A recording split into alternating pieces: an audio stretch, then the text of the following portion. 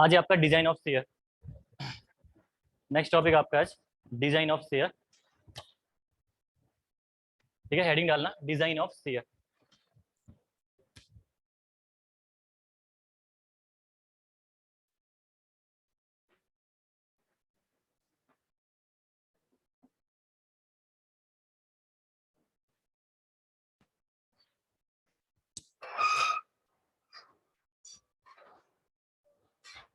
ठीक है, स्फीयर की डिजाइनिंग से पहले कल आपने तीन पढ़े थे शियर स्ट्रेस। पहला पढ़ा आपने nominal shear stress tau B ए।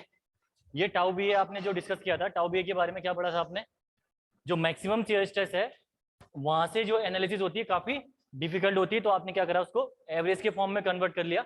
अब आप उस एवरेज के बेस पे ही अपनी एनालिसिस आगे परफॉर्म करोगे। पहली चीज टाउ एवरेज, जो कि कितना निकल गया था आपका V U upon B D, पहला।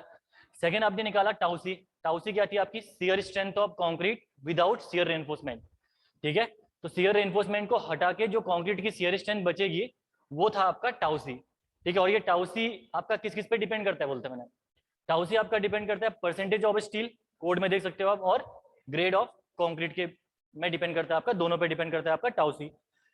देन उसके बाद नेक्स्ट आपने डिस्कस किया उसके बाद tau C max. Tau C max क्या आपकी जो फाइनल स्ट्रेंथ है कॉन्क्रीट की, this is the maximum strength. ठीक है, ये कॉन्क्रीट की आपकी मैक्सिमम स्ट्रेंथ है after providing the shear reinforcement and percentage of tension reinforcement. यानी जब आप मेन रेनफोर्समेंट प्रोवाइड कर दोगे, जब आप शियर रेनफोर्समेंट प्रोवाइड कर दोगे, देन उसके बाद जो फाइनल स्ट्रेंथ कंक्रीट की निकल के आएगी that is tau C max. और ये टाउ सी मैक्स सिर्फ और सिर्फ किस पे डिपेंड करता है? आपका ग्रेड ऑफ कंक्रीट पे। और फॉर्मूला भी बताया मैंने आपको निकालने के लिए कि आप फॉर्मूला लगा सकते हो 0.62 अंडर ऑफ एचसी के। ठीक है, तो पहला जो स्टेप है आपका डिजाइन ऑफ शियर में, यहाँ पे स्टेप नंबर 1 लिखना। स्टेप नंबर 1 लिखना, calculate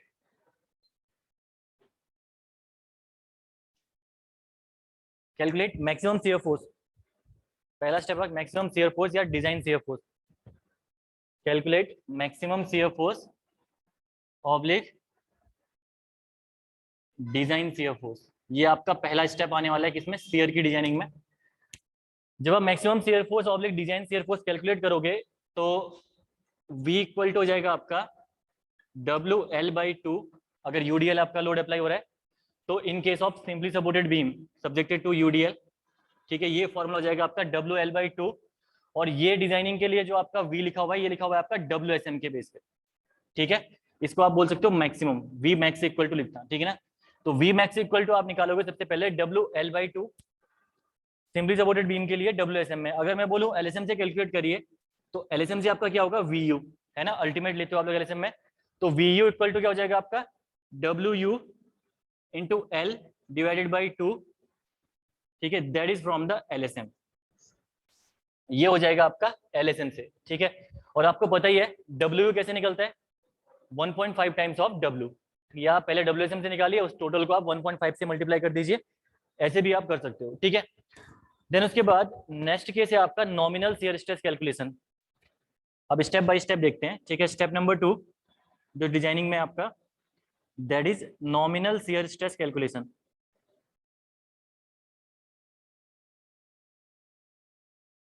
nominal shear stress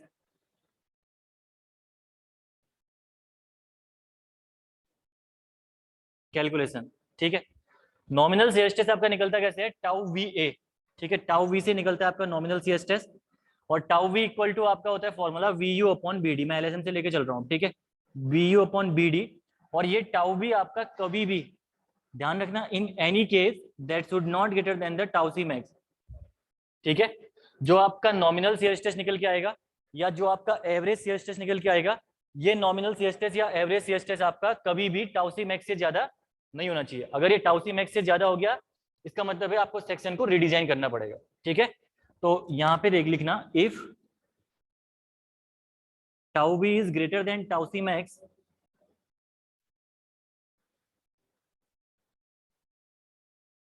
redesign section. ठीक है, सेक्शन की आपको डायमेंशंस क्या करनी पड़ेगी इसके बाद? चेंज करनी पड़ेंगी, अगर आपका टाउ बी ज्यादा हो गया, अगर आपका टाउ सी मैक्स है। ठीक है, देन उसके बाद स्टेप नंबर 2 हो गया ये। अगला स्टेप है स्टेप नंबर 3। स्टेप थर्ड में अगर मैं बात करूं तो स्टेप थर्ड में आप देखोगे यहाँ पे आप निकालोगे परसेंटेज ऑफ टेंशन रेनफोर्समेंट। ठीक है, अभी समझ में आ जाएगा आपको सभी चीजों का कि क्यों हम लोग ये कैलकुलेट कर रहे हैं। ठीक है, थर्ड है आपका percentage of tension reinforcement.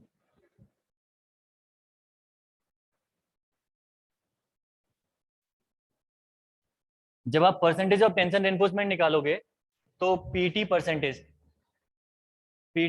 Equal to होता है आपका AST अपॉन BD इंटू 100। ठीक है, आपको ग्रेड पता होगा कंक्रीट का। ठीक है, आपको क्या होगा, कंक्रीट का ग्रेड पता है, आपको पीटी परसेंटेज पता चल गया, तो स्टेप नंबर 4 में आप इजीली निकाल सकते हो टाउसी। ठीक है, टाउसी आप इजीली निकाल सकते हो स्टेप नंबर 4 में। कैलकुलेट टाउसी। अगर मैं बात करूं कोड में, तो कोड के कौन से पेज में है ये आपका, कोड के ये टेबल नंबर, ये आपका पेज नंबर 73 के 19th टेबल होगा। ठीक है, टाउसी आप कैलकुलेट करोगे from IS 456 2000 table 19 page number 73, यहां से आप कैलकुलेट करोगे टाउसी की वैल्यू। ठीक है, जब आप टाउसी आपने कैलकुलेट कर दिया तो अब देखिए कंपैरिजन। ठीक है, केस 1 आपका बनेगा, स्टेप नंबर 4 में ही कंपैरिजन आप करोगे। ठीक है, टाउसी निकल गया। Step number 5, if tau V is less than tau C. ठीक है, अब ध्यान रखना, कल मैंने आपको बताया था कि शियर रेनफोर्समेंट आपकी निकलती कैसे है। ठीक है, अगर मैंने आपको बताया कि शियर रेनफोर्समेंट कैसे निकलती है, तो शियर रेनफोर्समेंट निकल रही कैसे थी, टाउ बी माइनस टाउ सी से। वैसे ही आप डिजाइन कर रहे थे शियर रेनफोर्समेंट, तो यहाँ पे भी हमें वही करना है। ध्यान देखना। देखिए पहले स्टेप में क्या किया आपने, सबसे पहले मैक्सिमम शियर फोर्स निकाला, क्योंकि मैक्सिमम शियर फोर्स की रिक्वायरमेंट थी नॉमिनल शियर स्ट्रेस निकालने में। ठीक है, बीयू की रिक्वायरमेंट थी यहाँ पे, आपने नॉमिनल शियर स्ट्रेस निकाल लिया। नॉमिनल शियर स्ट्रेस निकालने के बाद आपको दूसरी जो रिक्वायरमेंट है आपकी टाउसी की, टाउ बी माइनस टाउ सी ना, टाउसी की रिक्वायरमेंट है। तो टाउसी निकालने के लिए आपको पहले परसेंटेज ऑफ टेंशन रेनफोर्समेंट निकालना पड़ेगा। उसके बाद आप ग्रेड और परसेंटेज के बेस पे टेबल से क्या कर सकते हो, आप टाउसी की वैल्यू कैलकुलेट कर सकते हो। ठीक है, जैसे ही टाउसी कैलकुलेट हो गया तो टाउ बी और टाउसी निकल गया। पहला केस आया आपका केस 1। केस 1 में मैं कह रहा हूं आपसे कि ये टाउ बी आपका लेस देन है टाउसी से, यानी टाउ बी है क्या, टाउ बी आपका अप्लाइड ना, that is the applied shear stress tau B, और टाउसी क्या आपका कैपेसिटी। ठीक है, टाउसी की आपकी कैपेसिटी।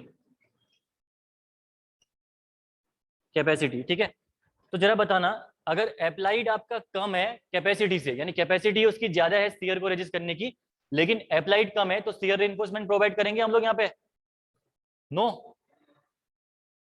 देखो ध्यान ये रखना है, ये इंपॉर्टेंट क्वेश्चन है, इसलिए पूछा क्योंकि एग्जाम में पूछा गया है एक बार, उसने SSC जेई में पूछा है, if tau V is less than tau C, तो क्या हम शियर रेनफोर्समेंट प्रोवाइड करेंगे। तो बच्चों ने नो करके आए, गलत, जो कि गलत है।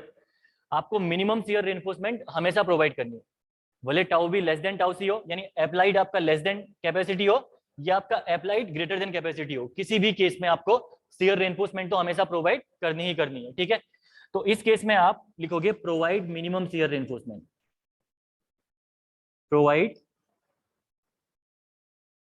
Minimum shear reinforcement. ठीक है, ये आपका इंपॉर्टेंट पॉइंट हो गया इस केस में आपका, प्रोवाइड मिनिमम शियर रेनफोर्समेंट। ठीक है, तो ध्यान रखना मिनिमम शियर रेनफोर्समेंट आपकी हमेशा आपको प्रोवाइड करनी ही करनी है। ठीक है, मिनिमम शियर रेनफोर्समेंट प्रोवाइड करने के लिए एक फॉर्मूला उन्होंने दे रखा है आपको, ASB upon B into SB equal to कितना है आपका 0.40 अपॉन 0.87 FY। ठीक है, ये फॉर्मूला है आपका ASB upon B into SB should greater than equal to 0.4 upon 0.87 of FY। बहुत बार इस फॉर्मूले से क्वेश्चन पूछा है आपके ऑब्जेक्टिव में कि मिनिमम शियर रेनफोर्समेंट प्रोवाइड करने के लिए कौन सा आपका फॉर्मूला होता है। एक्चुअल में ध्यान ये रखना, आप लोग डिजाइन क्या कर रहे हो, अगर मिनिमम शियर रेनफोर्समेंट में आपको बोलूं कि डिजाइन करना आपको, तो यहाँ पे आप डिजाइन क्या कर रहे हो, डिजाइन कर रहे हो आप स्पेसिंग ना, ओनली स्पेसिंग तो डिजाइन करनी है। तो मिनिमम शियर रेनफोर्समेंट के लिए अगर कभी भी आपको स्पेसिंग निकालनी है, तो आप इस वाले को फॉर्मूले को यूज करोगे, ASB upon B into SB that should greater than equal to 0.40 upon 0.87 into F5। ठीक है, और ये बहुत बार आपके एग्जाम में पूछा गया फॉर्मूला है, फॉर्मूले के बेस पे भी न्यूमेरिकल भी इससे आ रखे हैं आपके एसएससी जेईई के एग्जाम में। मैं फर्स्ट वाला इसको इरेज कर रहा हूँ, लिख दिया होगा ना पहले साइड वाला। ओके,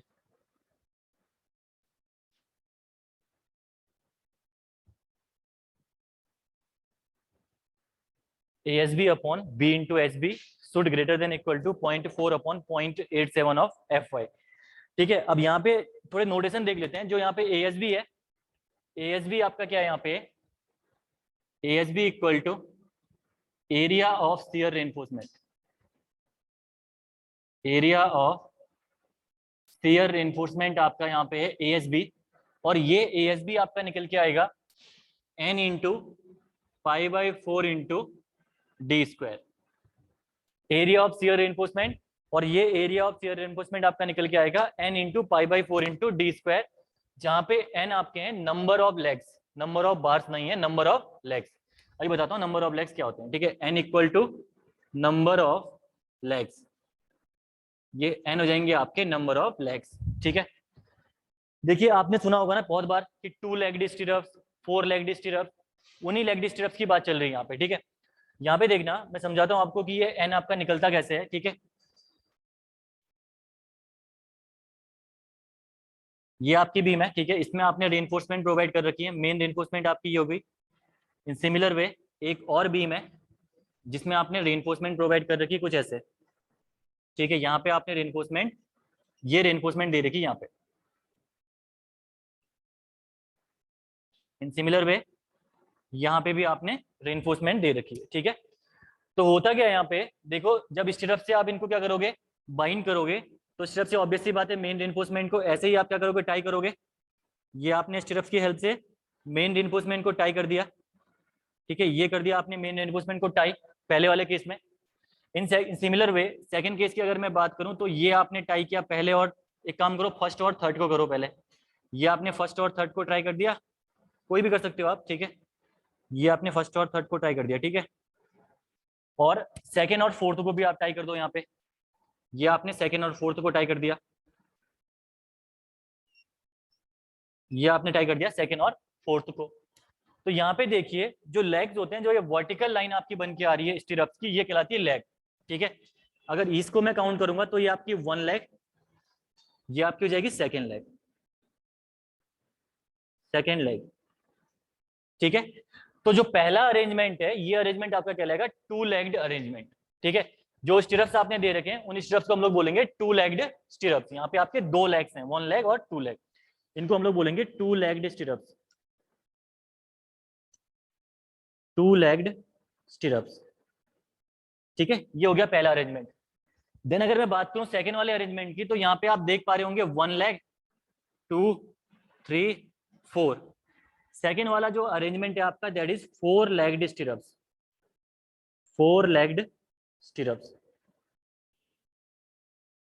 4 लेग्ड स्टिरप्स, ये होते हैं आपके लेग। ठीक है, अगर आपको मैं बोलूं 2 लेग्ड स्टिरप्स के लिए एरिया निकाल के बताइए, तो for 2 legged stirrups, 2 legged stirrups के लिए एरिया जो हो जाएगा आपका ASB इक्वल टू हो जाएगा, यहाँ पे N की वैल्यू कितनी हो जाएगी आपकी 1, 2, N की वैल्यू हो जाएगी 2 इंटू π/4 इंटू डायमीटर का स्क्वायर। और अगर मैं बात करूं 4 लेग्ड स्टिरप की, तो 4 लेग्ड स्टिरप्स के लिए आपका एरिया कितना हो जाएगा आपका, that is ASB equal to 4 into π/4 into D square. ऐसे आप निकाल सकते हो एरिया। ठीक है, कितने भी लेग्ड के स्टिरप्स आपको दे रखे हैं तो आप ASB ऐसे कैलकुलेट कर सकते हो। ठीक है, ये तो हो गया ASB के बारे में। देन उसके बाद है आपका FY। ठीक है, यहाँ पे ASB लिख दिया हमने, देन आपका है FY। FY आपका ऑब्वियसली बात है ग्रेड ऑफ स्टील। FY क्या है यहाँ पे, ग्रेड ऑफ स्टील। B आपका यहाँ पे विड्थ ऑफ सेक्शन। ठीक है, एक चीज ध्यान रखना, ग्रेड ऑफ स्टील में ये इंपॉर्टेंट चीज आ जाती है यहाँ पे।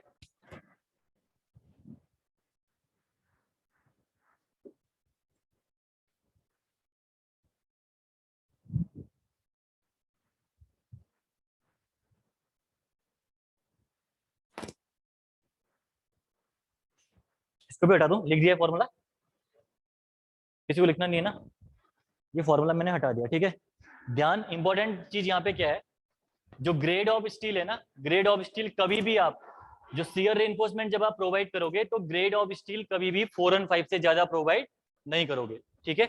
यानी Fy should not greater than 415 और we can say sigma ST should not greater than 230। ऐसा क्यों? इसका रीजन क्या है, जरा सोचो रीजन क्या हो सकता है इसका।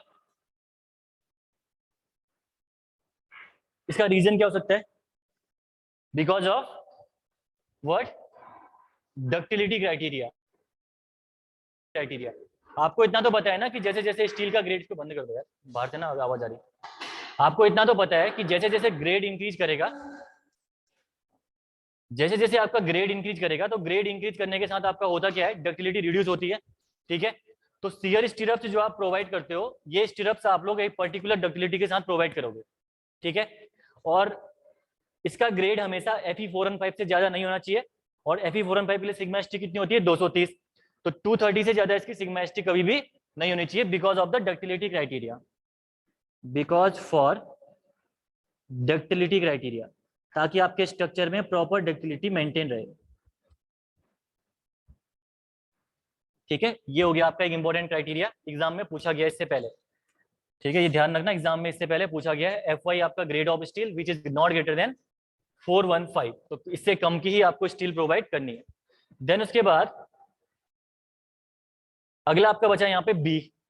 बी यहाँ पे क्या है? Width of the section. B यहाँ पे विड्थ ऑफ सेक्शन, ठीक है। और फाइनल आपका बचा स्पेसिंग, यहाँ पे spacing of vertical stirrups. S B आपका बचा स्पेसिंग ऑफ वर्टिकल स्टिरप्स।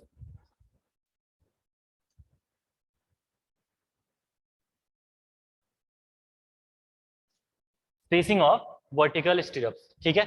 तो ये तो हो गया आपका मिनिमम शियर रेनफोर्समेंट का क्राइटेरिया। मिनिमम शियर रेनफोर्समेंट का फॉर्मूला मैंने बता दिया आपको, ASB upon BSB। ASB minimum भी आप लिख सकते हो उसको, ठीक है ना, ASB करके MIN कर देना वहां पे, तो वो भी लिख सकते हो आप उसको। ASB minimum upon B into SB equal to 0.4 upon 0.87 of Fy। बाकी सबके नोटेशन मैंने आपको यहाँ पे बता दिए। ये आपका 2 लेग्ड स्टिरअप है, दैट इज 2 लेग्ड स्टिरअप। ये आपका 4 लेग्ड स्टिरअप। सबको क्लियर है? अगर किसी को दिक्कत है तो पूछ सकते हो कहीं पे।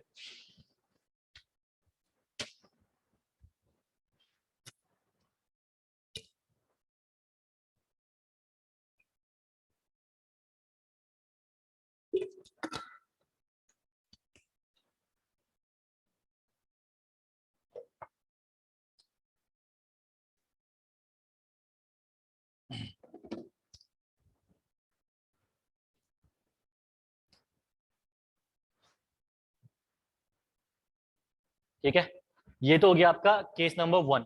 अगला आपको डिस्कस करना है केस नंबर 2। केस 2 नेक्स्ट आपको डिस्कस करना है केस 2। और केस 2 क्या है आपका? If tau V is greater than the tau C, ठीक है। अगर टाउ वी आपका ज्यादा होगा, यानी ये आपका अप्लाइड, ये आपकी कैपेसिटी।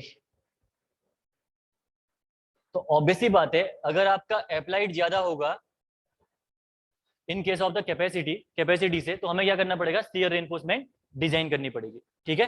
तो यहाँ पे आप लिख सकते हो design shear reinforcement, design shear reinforcement, ठीक है। तो सेकंड केस हो गया आपका if tau V is greater than tau C. अब देखिए जरा यहाँ पे, एक चीज होती है आपकी VU। VU होती है आपकी applied shear force, applied shear force. और ये निकल के कहां से आया VU आपका? टाउ वी इक्वल टू होता है आपका VU अपॉन BD ना।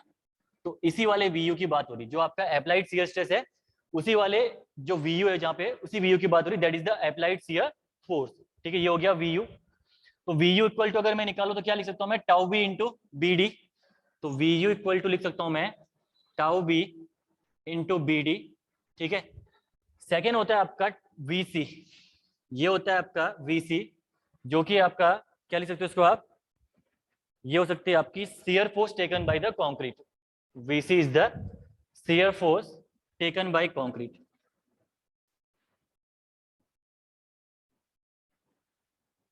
Shear force taken by concrete, और shear force taken by concrete आप कैसे निकाल सकते हो? टाउ सी इक्वल टू होता है आपका VC upon B into D, ठीक है। तो यहां से आप निकाल सकते हो वीसी इक्वल टू निकल जाएगा आपका टाउ सी इंटू बी इंटू डी, ठीक है। और आपको पता है शियर रेनफोर्समेंट इक्वल टू क्या होता है आपका? शियर रेनफोर्समेंट इक्वल टू होता है आपका V U minus B C ना। Design shear force taken by the stirrups लिखिए आप इसके बाद, अभी समझाता हूँ पूरा चीज। वी यू एस ये है आपका design shear force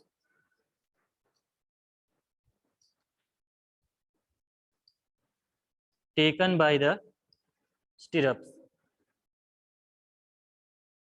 that is V U S, जो कि होगा आपका V U minus V C, या इसको आप लिख सकते हो tau V B D minus tau C B D, ठीक है। तो इतनी आपको शियर रेनफोर्समेंट, इतने फोर्स की शियर रेनफोर्समेंट आपको यहाँ पे डिजाइन करनी है, ये आपको ध्यान रखना है। ये आपको ध्यान रखना है कि इतना फोर्स की शियर रेनफोर्समेंट आपको डिजाइन करनी है। हुआ क्या यहाँ पे देखिए, आपको यहाँ पे पता चल गया कि अगर tau V is greater than tau C है तो आपको शियर रेनफोर्समेंट डिजाइन करनी है। सबसे पहले आपने निकाला यहाँ पे कि कितना आपने शियर फोर्स अप्लाई कर रखा है, यानी अप्लाइड शियर फोर्स आपने निकाला, जो कि निकला आपका टाउ वी बी डी से। उसके बाद आपने निकाला जो अप्लाई आपने कर रखा है, उस अप्लाई में से कॉन्क्रीट ने कितना रेजिस्ट कर दिया, तो कॉन्क्रीट ने रेजिस्ट कितना किया आपका वीसी, वीसी आपका निकल गया टाउ सी इंटू बी डी से। देन उसके बाद जो बचा हुआ है, बचे हुए के लिए आप लोग क्या करोगे, शियर रेनफोर्समेंट डिजाइन करोगे, ठीक है। तो बचा हुआ कितना होगा आपका V U minus V C, जो कि आपका निकल गया tau V B D minus tau C B D. इसके लिए आपको शियर रेनफोर्समेंट क्या करनी है, डिजाइन करनी है, ठीक है। एग्जांपल से समझ भी सकते हो कि 100 किलोन्यूटन का अगर ये फोर्स आपने अप्लाई कर रखा है, जिसमें से कंक्रीट ने अगर आपकी 50 किलोन्यूटन की फोर्स अगर क्या कर दिया, रजिस्ट कर दिया, तो बचा कितना 50 किलोन्यूटन। इस 50 किलोन्यूटन के लिए आप लोग क्या करोगे, शियर रेनफोर्समेंट को डिजाइन करोगे, सिंपल सी बात, ठीक है। तो अब आप पहुंच गए यहाँ पे कि आपको शियर रेनफोर्समेंट डिजाइन करनी है, किस मैग्नीट्यूड की करनी है आपको, tau V B D minus tau C B D, ठीक है। तो इस केस में हम लोग क्या करेंगे, तीन तरीके हमारे पास शियर रेनफोर्समेंट प्रोवाइड करने के। पहला तरीका आपका यहाँ पे होता है कि आप प्रोवाइड करिए वर्टिकल स्टीरप्स, सिर्फ वर्टिकल बार्स प्रोवाइड करिए आप। सेकंड तरीका आपका होता है इसमें इंक्लाइंड स्टीरप्स आप प्रोवाइड करिए, और लास्ट जो तरीका होता है इसमें आप वो प्रोवाइड कर सकते हो आप बेंट अप बार्स, ठीक है। तो तीन तरीके से आप डिजाइनिंग कर सकते हो, vertical stirrups, inclined stirrups and bent up bars. तो सबसे पहले हम लोग डिस्कस करते हैं बाय वर्टिकल स्टीरप्स।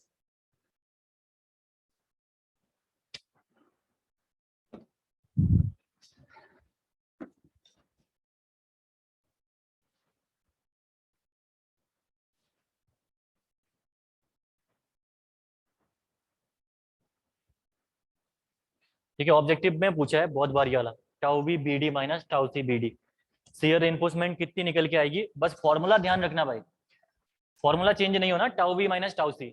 बाकी तो ये सब कैलकुलेशन निकाल ही लोगे ना आप लोग, V U minus V C से करोगे तो tau V B D minus tau C B D कर सकते हो आप लोग। फॉर्मूला चेंज नहीं होना, बस इतना ध्यान रखना, टाउ वी माइनस टाउ सी इसका जनरल फॉर्मूला है, या दूसरा फॉर्मूला रखते हो वी यू माइनस वी सी, इसका जनरल फॉर्मूला है, ठीक है। इन दोनों टर्म में निकलेगा आपका शियर रेनफोर्समेंट। तो फॉर्मूला बेसिक पे क्वेश्चन पूछा है उसने एसएससी जेई पे, ध्यान रखना आप लोग एग्जाम पर्सपेक्टिव।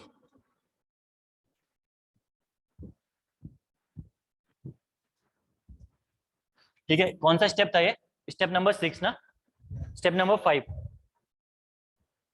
स्टेप नंबर 5 यहाँ पे हम करेंगे डिजाइन शियर रेनफोर्समेंट प्रोवाइड करेंगे, design shear reinforcement. Design shear reinforcement में पहला तरीका आप लोग अप्लाई करिए, जो कि आपका provide vertical stirrups, vertical stirrups आप प्रोवाइड करोगे सबसे पहले।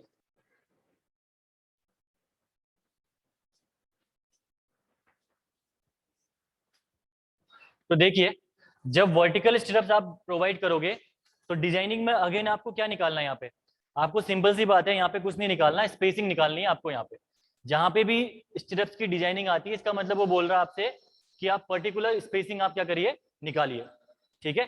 तो स्पेसिंग निकालने के लिए जब वर्टिकल स्टीरप्स आप देखोगे, तो वर्टिकल स्टीरप्स के लिए कोड में जाओगे तो कोड में आपको एक फॉर्मूला मिलेगा, V U S equal to होता है आपका, देखो एक बार, V U S equal to होता है formula 0.87 FYD ASB upon SB, ठीक है, 0.87 FYD 0.87 FYD ASB upon SB। ये फॉर्मूला आपका कोड में आपको डायरेक्टली दे रखा है उन्होंने। ये फॉर्मूला निकला कैसे देखिए, आपको निकालना क्या है, स्पेसिंग ना। स्पेसिंग निकालने के लिए आप क्या करोगे, SB इक्वल टू कर लोगे आप 0.87 of FYD ASB upon VUS। VUS सबको पता ही है, VUS के आपका डिजाइन शियर रेनफोर्समेंट, जो डिजाइन शियर फोर्स है जिसके लिए आप शियर रेनफोर्समेंट डिजाइन करोगे, दैट इज VUS। ठीक है, तो SB आपकी यहां से डिजाइन होके आ जाएगी स्पेसिंग, ये स्पेसिंग आपकी यहां से डिजाइन होके आ जाएगी। ठीक है, यहाँ पे देखिए जरा ये VUS निकल के कैसे आया। ठीक है, एक देखते हैं, बाकी इसके अलावा तो फिर और वही है। Total shear force, total shear force equal to होगा आपका, ऑब्वियसली बात है, फॉर्मूला शियर फोर्स का फॉर्मूला आपको बताइए, shear stress into area. Normally आप बोलोगे तो स्ट्रेस इनटू एरिया। ठीक है, तो स्ट्रेस इनटू एरिया आप करिए यहाँ पे, stress of steel into area of steel, ये है इसका बेसिक फॉर्मूला। और n यहाँ पे नंबर ऑफ बार्स भी होंगे। ठीक है, n क्या होंगे यहाँ पे, नंबर ऑफ बार्स। ऐसे आप टोटल शियर फोर्स आप निकाल सकते हो, तो टोटल शियर फोर्स हो गया आपका नंबर ऑफ स्टीरअप्स या bars into stress of steel into area of steel. तो स्ट्रेस ऑफ स्टील आपको पता ही है ना, स्ट्रेस ऑफ स्टील कितना लेते हैं हम लोग, 0.87 of FY। Stress of steel आपका हो गया 0.87 ऑफ FY। ठीक है, एरिया ऑफ स्टील जो हम लोग प्रोवाइड कर रहे हैं यहाँ पे शियर रेनफोर्समेंट, ये हम लोग प्रोवाइड कर रहे हैं ASB, है ना, कर रहे हैं नहीं कर रहे हैं यहाँ पे। और नंबर ऑफ बार्स आप निकाल सकते हो, आपको स्पेसिंग अगर पता है तो D अपॉन SB, यानी टोटल इफेक्टिव डेप्थ में से अगर आप डिवाइड कर दोगे किसको, स्पेसिंग को, तो आपके क्या निकल जाएंगे, नंबर ऑफ बार्स। ठीक है, और टोटल शियर फोर्स आपका है VUS। टोटल शियर फोर्स क्या आपका, VUS। अगर आप फॉर्मूला देख पाएंगे तो सेम फॉर्मूला है जो हमने लिखा हुआ है बेसिक, उसका बेसिक आपका ये है, ऐसे निकलता है ये फॉर्मूला यहाँ पे। ठीक है, तो कुछ नहीं किया यहाँ पे, स्ट्रेस इनटू एरिया करना है। स्ट्रेस आपको बताइए, डिजाइन स्ट्रेस हम लोग स्टील में 0.87 FY लेके चलते हैं, एरिया हम लोग ASB लेके चलेंगे क्योंकि शियर रेनफोर्समेंट की बात चल रही है। और नंबर ऑफ बार्स आपको दिए नहीं है, तो आप नंबर ऑफ बार्स निकाल सकते हो टोटल इफेक्टिव डेप्थ में से, जो स्पेसिंग आपको प्रोवाइड कर रखी है उससे आप नंबर ऑफ बार्स निकाल सकते हो। तो आपका इस वजह से आपका निकल के आ गया ये फॉर्मूला स्पेसिंग का 0.87 FYD ASB अपॉन VUS, जहां पे आपका SB, देखो ASB तो वही है जो पहले कराया था, इससे पहले ही बता रखा मैंने, एरिया ऑफ शियर रेनफोर्समेंट निकलेगा आपका N into pi by 4 into D square से। और SB यहाँ पे क्या है, SB equal to centre to centre spacing between vertical stirrups, spacing between vertical stirrups. तो वर्टिकल स्टिरअप्स के बीच में अगर मैं बात करूं सेंटर टू सेंटर स्पेसिंग की, तो उसको हम लोग रिप्रेजेंट करते हैं SB से। ठीक है, देन उसके बाद देखिए आप लोग इसमें अप्लाई कैसे करोगे अपने स्ट्रक्चर में इसको, यानी बीम में कैसे अप्लाई करोगे स्पेसिंग को, देखते हैं जरा।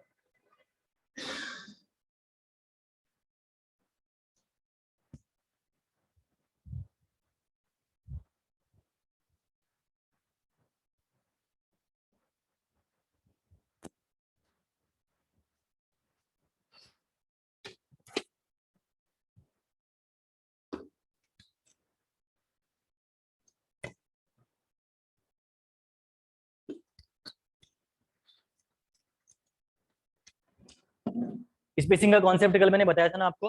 स्पेसिंग क्या करनी है आपको, सपोर्ट्स के नजदीक आपको कम रखनी है। ठीक है, ये SB आपकी मैक्सिमम कहाँ पे होगी, मैक्सिमम कहाँ पे होगी और मिनिमम कहाँ पे होगी, मैक्सिमम आपकी सेंटर पे होगी बिकॉज सेंटर पे आपका शियर फोर्स कम है, और मिनिमम आपकी कहाँ पे होगी, ये आपकी सपोर्ट्स में, सपोर्ट्स में।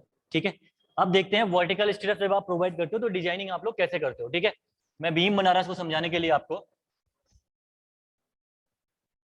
ये आपकी बीम है, okay, this is the beam, simply supported ले लो, ये सिंपली सपोर्टेड बीम है। इसमें आपने क्या कर रखा है, मेन रेनफोर्समेंट प्रोवाइड कर रखी है टेंशन और कॉम्प्रेशन साइड में। ठीक है, आपने ये कॉम्प्रेशन साइड में मेन रेनफोर्समेंट, और ये टेंशन साइड में आपने क्या कर रखी है, मेन रेनफोर्समेंट आपने प्रोवाइड कर रखी है। यहाँ पे आपको क्या करने हैं, स्टिरअप्स आपको डिजाइन करने हैं कि आप स्टिरअप्स यहाँ पे कैसे डालोगे। ठीक है, करना क्या है देखिए, पूरी की पूरी बीम के लिए आपको ये स्टिरअप्स डिजाइन नहीं करने हैं। सेंटर में क्योंकि शियर फोर्स, कल मैंने डायग्राम बनाया था तो आप देख पा रहे होंगे, अभी डायग्राम फिर बना दूंगा मैं। डायग्राम इसके नीचे आप बना लो भले, ठीक है, ये डायग्राम है इसका, दिस इज द डायग्राम, ठीक है। तो यहाँ पे आप देख पा रहे होंगे कि जो सेंटर है, जो ये वाला रीजन है, इस वाले रीजन में आपका शियर फोर्स काफी कम है, ठीक है, इस रीजन में शियर फोर्स आपका काफी कम है। तो यहाँ पे हम लोग क्या करते हैं, डिजाइन शियर रेनफोर्समेंट प्रोवाइड नहीं करते हैं, यानी वहां पे हम लोग ये वाली स्पेसिंग प्रोवाइड नहीं करते हैं। जो सेंटर है, सेंटर पे आप शियर रेनफोर्समेंट तो प्रोवाइड करोगे, लेकिन स्पेसिंग कौन सी दोगे, मिनिमम शियर रेनफोर्समेंट वाली, ठीक है। तो समझ में क्या आया आपको, मैंने बोला कि सपोर्ट्स के नजदीक आपको क्या करना है, डिजाइन शियर रेनफोर्समेंट प्रोवाइड करनी है, और सेंटर पे आपको क्या प्रोवाइड करना है, मिनिमम शियर रेनफोर्समेंट, ठीक है। तो यहाँ पे देखिए, मैं बोल रहा हूँ इतना जो एरिया है, ये रीजन, यहाँ पे वाली रीजन तक मैं प्रोवाइड करूंगा डिजाइन शियर रेनफोर्समेंट। इन सिमिलर वे यहां तक मैं प्रोवाइड करूंगा डिजाइन शियर रेनफोर्समेंट। तो यहाँ पे आपका आएगा डिजाइन शियर रेनफोर्समेंट, मैं ऐसा लिख रहा हूँ, जगह नहीं है, ठीक है। इन सिमिलर वे यहाँ पे भी आपका आएगा डिजाइन शियर रेनफोर्समेंट, ठीक है। ये हो गया इसका सेंटर, ये सेंटर हो गया बीम का, और इस पूरे वाले पोर्शन पे जो आप प्रोवाइड करोगे, यहाँ वाले पोर्शन पे पूरा का पूरा, इस पोर्शन पे आप प्रोवाइड करोगे minimum shear reinforcement, minimum shear reinforcement, ठीक है। तो जब आप इसमें शियर रेनफोर्समेंट प्लेस करोगे, तो ये आप कर दो शियर रेनफोर्समेंट प्लेस, स्पेसिंग आपको यहाँ पे कम रखनी है, और VUS के बेस पे ही आपको यहाँ पे डिजाइनिंग करनी है, ठीक है। यहाँ पे भी देखिए सेम, ये आपने यहाँ पे स्पेसिंग दे रखी है, और यहाँ पे डिजाइन कर दिया आपने शियर रेनफोर्समेंट, ठीक है। सेंटर पे आपको क्या प्रोवाइड करना है, मिनिमम शियर रेनफोर्समेंट। तो सेंटर पे आपने ये मिनिमम शियर रेनफोर्समेंट, थोड़ा सा आपने स्पेसिंग ज्यादा बढ़ा दी, क्योंकि यहाँ पे आपका शियर फोर्स काफी कम है, ठीक है। तो ऐसे आपको डिजाइन करना है शियर रेनफोर्समेंट को, ठीक है। हमारा काम क्या है, पहले यहाँ पे निकालना कि कितना आपका रीजन होगा, ये रीजन कितना होगा डिजाइन शियर फोर्स का और मिनिमम शियर फोर्स का। तो डिजाइन शियर फोर्स और मिनिमम शियर फोर्स का कितना रीजन होगा, हमें यहाँ पे कैलकुलेट करना है। लेट अस कंसीडर, मैं कंसीडर कर रहा हूँ यहाँ पे वाई डिस्टेंस में आपने प्रोवाइड कर रखा है क्या, design shear reinforcement from left. In similar way Y distance में आपने प्रोवाइड कर रखा है क्या, डिजाइन शियर रेनफोर्समेंट, ठीक है। और एक्स डिस्टेंस में आपने प्रोवाइड कर रखा है यहाँ से मिनिमम शियर रेनफोर्समेंट, और एक्स डिस्टेंस में आपने प्रोवाइड कर रखा है यहाँ पे मिनिमम शियर रेनफोर्समेंट, यानी टोटल 2x डिस्टेंस में तो आपने मिनिमम शियर रेनफोर्समेंट दे रखी है, और टोटल 2y डिस्टेंस में आपने क्या दे रखी है, आपने डिजाइन शियर रेनफोर्समेंट, ठीक है। ये वाला रीजन हो गया आपका मिनिमम शियर रेनफोर्समेंट का, यहाँ पे आप कर लो मिनिमम शियर रेनफोर्समेंट, ठीक है। तो मेन काम यहाँ पे क्या है, आपको क्या पता चल गया, आपको यहाँ पे स्पेसिंग पता चल गई बार का, आपने बार का डाया एज्यूम कर लिया होगा जो आपको एज्यूम करना है, ठीक है। स्पेसिंग आपको पता चल गई। काम क्या है, कितने पूरी बीम में कितना डिस्टेंस तक हमें क्या प्रोवाइड करना है, डिजाइन प्रोवाइड करना है, और कितना डिस्टेंस तक हमें मिनिमम शियर रेनफोर्समेंट प्रोवाइड करना है। ये काम बचा हुआ है ना अभी, लास्ट काम यही है यहाँ पे। तो देखिए इसको निकालेंगे कैसे, इसको निकालने के लिए तरीका है आपका, लेट अस कंसीडर आपका VU, ये आपका अप्लाइड शियर फोर्स है, जो कि आपको पता है मैक्सिमम शियर फोर्स ही होता है, ठीक है। VU क्या आपका अप्लाइड शियर फोर्स है, ठीक है। सिमिलर वे यहाँ पे भी आपका VU होगा। इस अप्लाइड में से कुछ आपका शियर फोर्स कौन कंसीडर ले रहा था, आपका कॉन्क्रीट है ना, तो कुछ आपका कॉन्क्रीट ने यहाँ पे क्या कर लिया, ले लिया, तो ये देखा VCU, VCU ने इसको रजिस्ट करा आपने, ठीक है ना, यहाँ पे करना VCU, ठीक है, VCU। इन सिमिलर वे यहाँ पे भी कुछ पोर्शन किसने ले लिया, कॉन्क्रीट ने ले लिया, ठीक है। लेट अस कंसीडर VU और VCU के बीच की डिस्टेंस आपकी कितनी है, VU और VCU के बीच की डिस्टेंस है आपकी y, और इसके बाद की डिस्टेंस है मैं कंसीडर कर रहा हूँ x, और ये क्यों कंसीडर करी मैंने बताता हूँ अभी आपको, ये x और ये y। यानी अगर आप देख पा रहे होंगे तो मैंने क्या कर रखा है यहाँ पे, जो VU है और VCU है, इस वाले रीजन को मैंने कंसीडर कर रखा है y, यानी डिजाइन शियर रेनफोर्समेंट आप प्रोवाइड करोगे VU और VCU वाले रीजन में। इन सिमिलर वे यहाँ पे भी, और VCU के बाद आप प्रोवाइड करोगे मिनिमम शियर रेनफोर्समेंट। ऐसा क्यों, बिकॉज VU की वैल्यू भी बहुत हाई है, VU तो मैक्सिमम है ही है, और VCU भी बहुत हाई है ना। तो जो हाई शियर फोर्स वाला रीजन है वहां पे हम लोग प्रोवाइड करते हैं डिजाइन शियर रेनफोर्समेंट, ठीक है। तो VU भी काफी हाई है, VCU भी काफी हाई होता है, तो जो हाई शियर फोर्स वाला रीजन होगा वहां पे हम लोग प्रोवाइड करेंगे डिजाइन शियर रेनफोर्समेंट, ठीक है। इसके बाद वाले रीजन में देख पा रहे होंगे आप, PCU के बाद आपका शियर फोर्स आपका काफी रिड्यूस हो रहा है, तो यहाँ पे हम लोग प्रोवाइड करेंगे मिनिमम शियर रेनफोर्समेंट। समझ में आया सबके। अब आपको निकालना क्या है, y और x की डिस्टेंस। तो आप देख पा रहे होंगे यहाँ पे दो ट्रायंगल आपके बन रहे हैं, एक इस वाले ट्रायंगल में पहला ट्रायंगल बड़ा, दूसरा छोटा। तो आप क्या कर सकते हो, यहाँ पे इसके बेस पे आप निकाल सकते हो, सिमिलर ट्रायंगल की प्रॉपर्टीज है, यहाँ पे कोई भी डिस्टेंस आप कैलकुलेट कर सकते हो, ठीक है। तो यहाँ पे देखिए by similar triangle property, by similar triangle, ठीक है। यहाँ पे जरा लगाना, साइड से क्रिएट करना, V U upon L by two, V U upon L by two बड़ा वाला ट्राइंगल इक्वल टू जो छोटा वाला ट्राइंगल है आपका V C U upon X. यहां से आपका एक्स की वैल्यू निकल के आ गई, यानी मिनिमम शियर रेनफोर्समेंट एक साइड आप कितना प्रोवाइड करोगे वो आपको निकल के आ गया। तो आप वाई इजिली निकाल सकते हो, नहीं निकाल सकते हो? वाई कैसे निकलेगा आपका? L by to minus x. तो यहाँ पे आपका वाई निकाल लोगे, इसके बाद आप L by to minus x. अब देखिए डिजाइनिंग में आपका क्या बचा, आपने ये भी निकाल दिया कि डिजाइनिंग आपको कितने रीजन के लिए करनी है, आपने स्पेसिंग डिजाइन कर दी, आपने डाया एज्यूम कर लिया, तो कुछ भी नहीं बचा अब आपका, जो डिजाइनिंग में बचा है वर्टिकल शियर रेनफोर्समेंट से। ठीक है, कर लीजिए इसको। अगर किसी को प्रॉब्लम है तो पूछ सकता है कहीं पे भी अगर दिक्कत आई तो।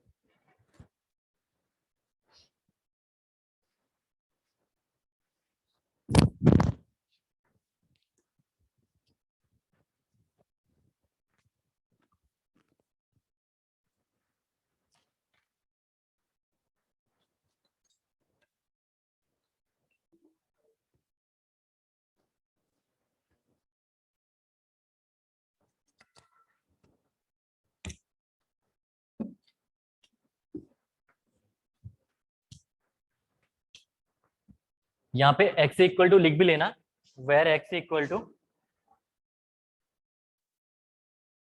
Portion of minimum shear reinforcement.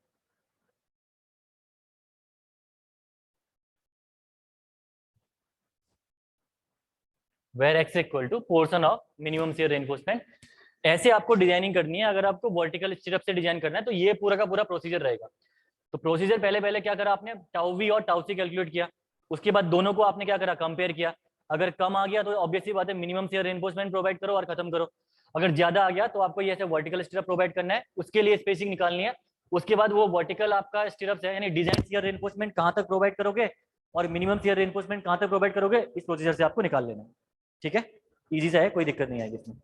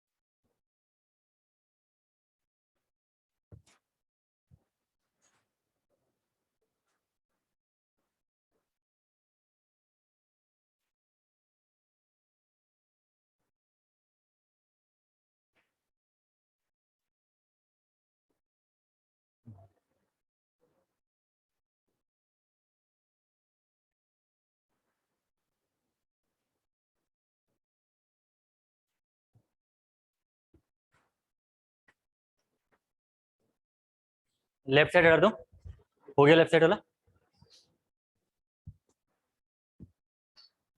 Next है आपका इसके बाद वर्टिकल के बाद सेकंड टाइप है आपका इंक्लाइन शियर स्टिरअप। ठीक है,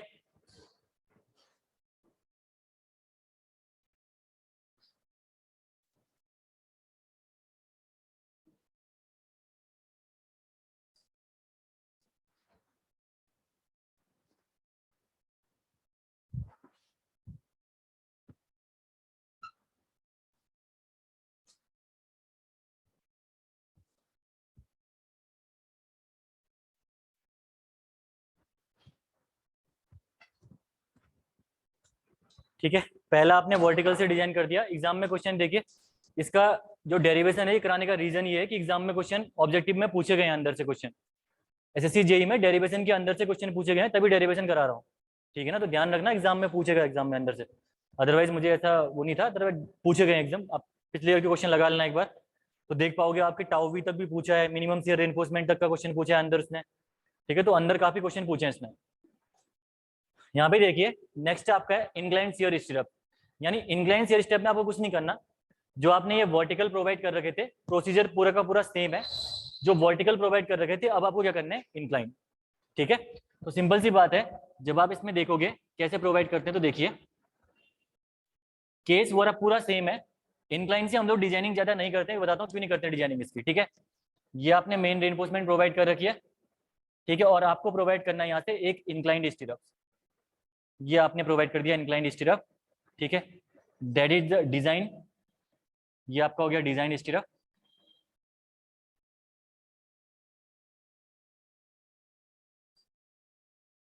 ये हो गया आपका डिजाइन स्टिरअप। ठीक है, और सेंटर पे आप प्रोवाइड करोगे यहाँ पे क्या, सेंटर पे प्रोवाइड करोगे आप मिनिमम शियर रेनफोर्समेंट।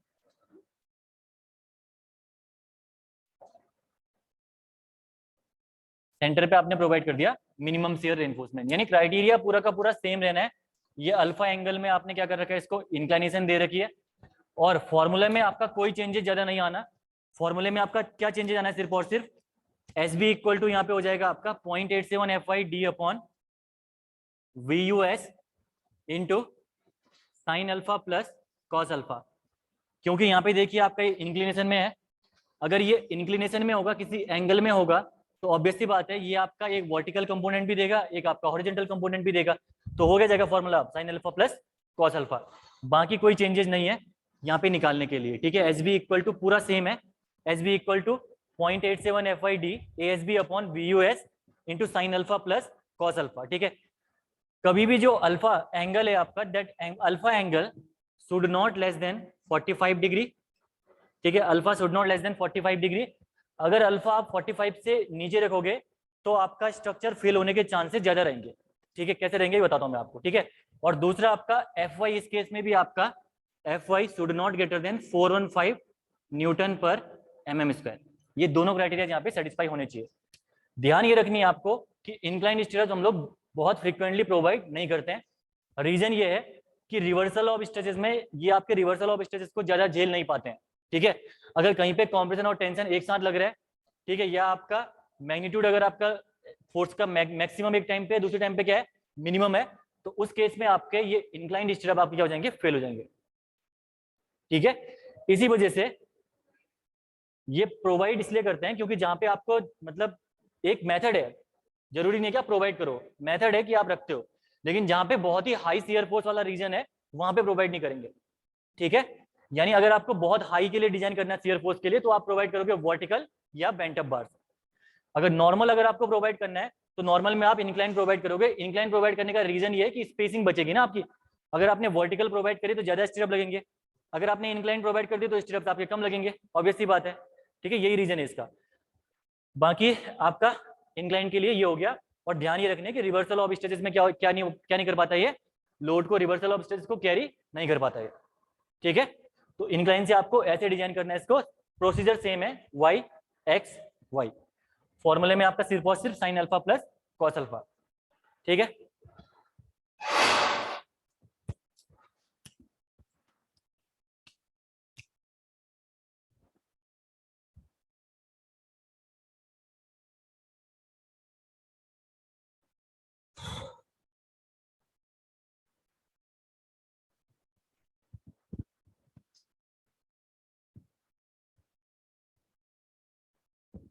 ये हटा दूं, ये समझ में आया, किसी को दिक्कत आई इसमें, आगे समझ में आगे ना, दोबारा बताऊं, क्लियर है?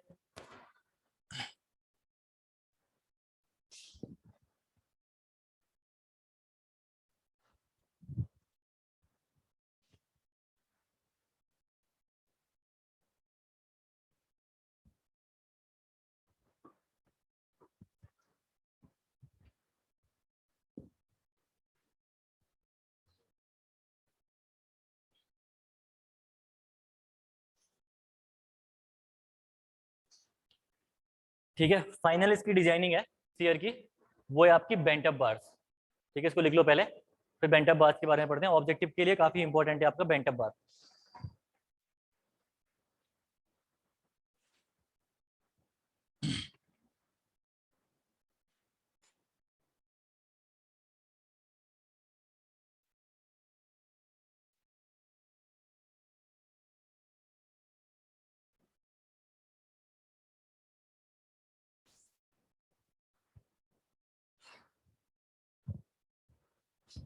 हटा दो, ये हो गया ना? क्या स्ट्रेस, स्ट्रेस डायग्राम सेम रहेगा, वो तो लोडिंग पे डिपेंड करता है ना, वो आपका इस पे डिपेंड थोड़ा ना करता है। जो हमने स्ट्रेस डायग्राम, कौन सा स्ट्रेस डायग्राम? ये शियर फोर्स डायग्राम है, कल ही तो बनाया था शियर फोर्स डायग्राम। ये आपका शियर फोर्स डायग्राम है, वो आपका वो तो लोडिंग पे डिपेंड करेगा ना, लोडिंग जो आपने अप्लाई कर रखी है। कल हमने यूडीएल अप्लाई कर रखा था, तो शियर फोर्स डायग्राम आपका वो निकल के आया था, तो वही शियर फोर्स डायग्राम हमने यहाँ पे कंसीडर कर रखा है, वो स्ट्रेस डायग्राम नहीं है, पहली बात तो, ठीक है। शियर फोर्स डायग्राम है, और शियर फोर्स आपको बताइए सपोर्ट में मैक्सिमम होता है, तो मैक्सिमम को हमने कंसीडर किया वी, उसके बाद क्या हुआ VCU, जो कि उसमें से कंक्रीट ने ले लिया, ठीक है।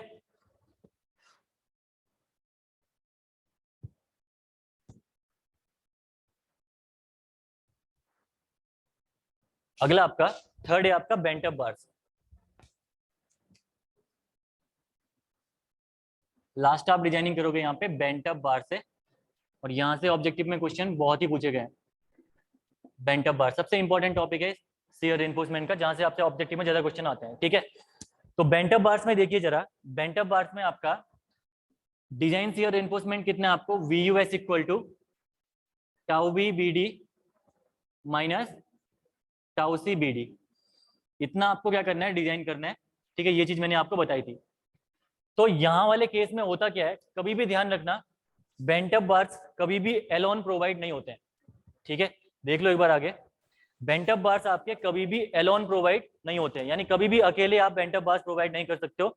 एग्जाम में SSC JEE के एग्जाम में क्वेश्चन पूछा गया है कि bent up bars are provided with inclined bars, vertical bars, alone, या नन ऑफ दीज। तो ध्यान रखना, या ऑल ऑफ दीज, ठीक है। तो ध्यान रखना, बेंट अप बार्स आप कभी भी अकेले प्रोवाइड नहीं करते हो शियर को रेज करने के लिए।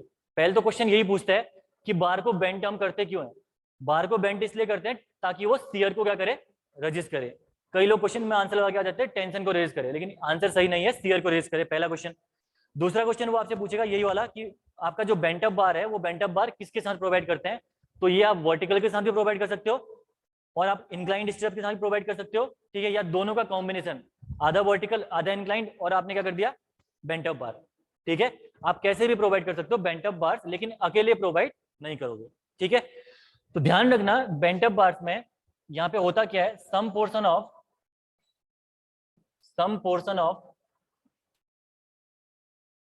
VUS is taken by some portion of VUS is taken by bent up bars,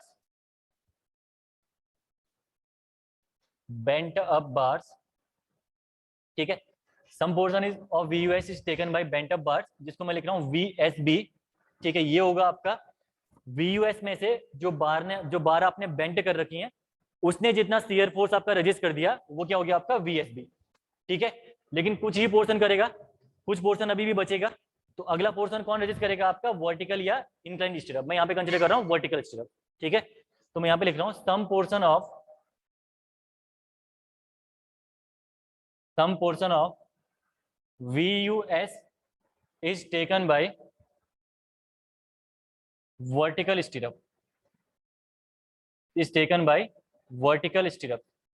ठीक है। तो वर्टिकल स्टिरअप में आपने क्या लिया, आपका VUS, ठीक है। ये हो गया आपका VUS VSB, और वर्टिकल स्टिरअप्स के लिए जो नोटेशन है आपका, दैट इज कुछ नहीं है नोटेशन, ठीक है। Some portion of VUS is taken by vertical stirrup, कितना पोर्शन होगा ये, जरा बताना मुझे, कितना पोर्शन लिखो यहाँ पे, how much, VUS minus VSB, ठीक है। टोटल में से जितना बेंट अप बार्स ने क्या कर लिया, रजिस्ट कर दिया, उसी के लिए तो डिजाइन करोगे ना वर्टिकल। तो ये हो गया आपका VUS minus VSB, simple as that, ठीक है। तो ये तो हो गया आपका बेंट अप बार्स के बारे में। पहला आपका VSB, जो बेंट अप बार्स के लिए जो फॉर्मूला दे रखा है इन्होंने आपको, VSB इक्वल टू है आपका, that is stress into area 0.87 FY into ASB into bent आपका एक एंगल में होता है, तो वो होगा आपका साइन अल्फा, ठीक है। पहला हो गया आपका VSB equal to 0.87 FY ASB into sine alpha. दूसरा अगर मैं बात करूं आपका यहाँ पे, VSB equal to 0.87 FY ASB into sine alpha plus cos alpha, ये वाला जो फॉर्मूला है आपका सिंगल लेटिस सिस्टम के लिए है। ये जो पहला फॉर्मूला है आपका सिंगल लेटिस सिस्टम के लिए है, और दूसरा जो फॉर्मूला मैंने लिखा रखा है ये आपको, ये आपका डबल लेटिस सिस्टम के लिए। ठीक है, ये दो फॉर्मूले हैं आपके वीएसबी निकालने के, जो कि आपको कोड में गिवन है। अगर मैं बात करूं सिंगल लेटिस और डबल लेटिस की, तो सिंगल लेटिस मतलब सिंपल सी बात है, कुछ नहीं होता है, आपने क्या कर रखा है, बार को एक ही साइड बेंड कर रखा है, इसको हम लोग बोलते हैं सिंगल लेटिस सिस्टम। ठीक है, और अगर आपने यहां से आने वाली बार को भी यहां से ऊपर की ओर बेंड कर दिया, तो उसको हम लोग क्या बोलेंगे, डबल लेटिस सिस्टम। तो इसको हम लोग क्या बोलेंगे, डबल लेटिस सिस्टम। तो यही होता है आपका single lattice system and double lattice system. ठीक है, तो अगर आपका डबल लेटिस सिस्टम है, यानी ये वाला सिस्टम है, तो उस केस में आपका जो फॉर्मूला होगा वहां पे आपका sign alpha plus cos alpha, stress into area, stress into area, और सिंगल लेटिस के केस में आपका सिर्फ और सिर्फ साइन अल्फा, एक ही साइड आपने बेंड करके साइन अल्फा से आपका निकल के आ जाएगा। ठीक है, ये तो हो गया आपका वीयूएस के बारे में। ठीक है, अब बेंट अप बार्स के लिए थोड़ा सा कहानी और पढ़ते हैं।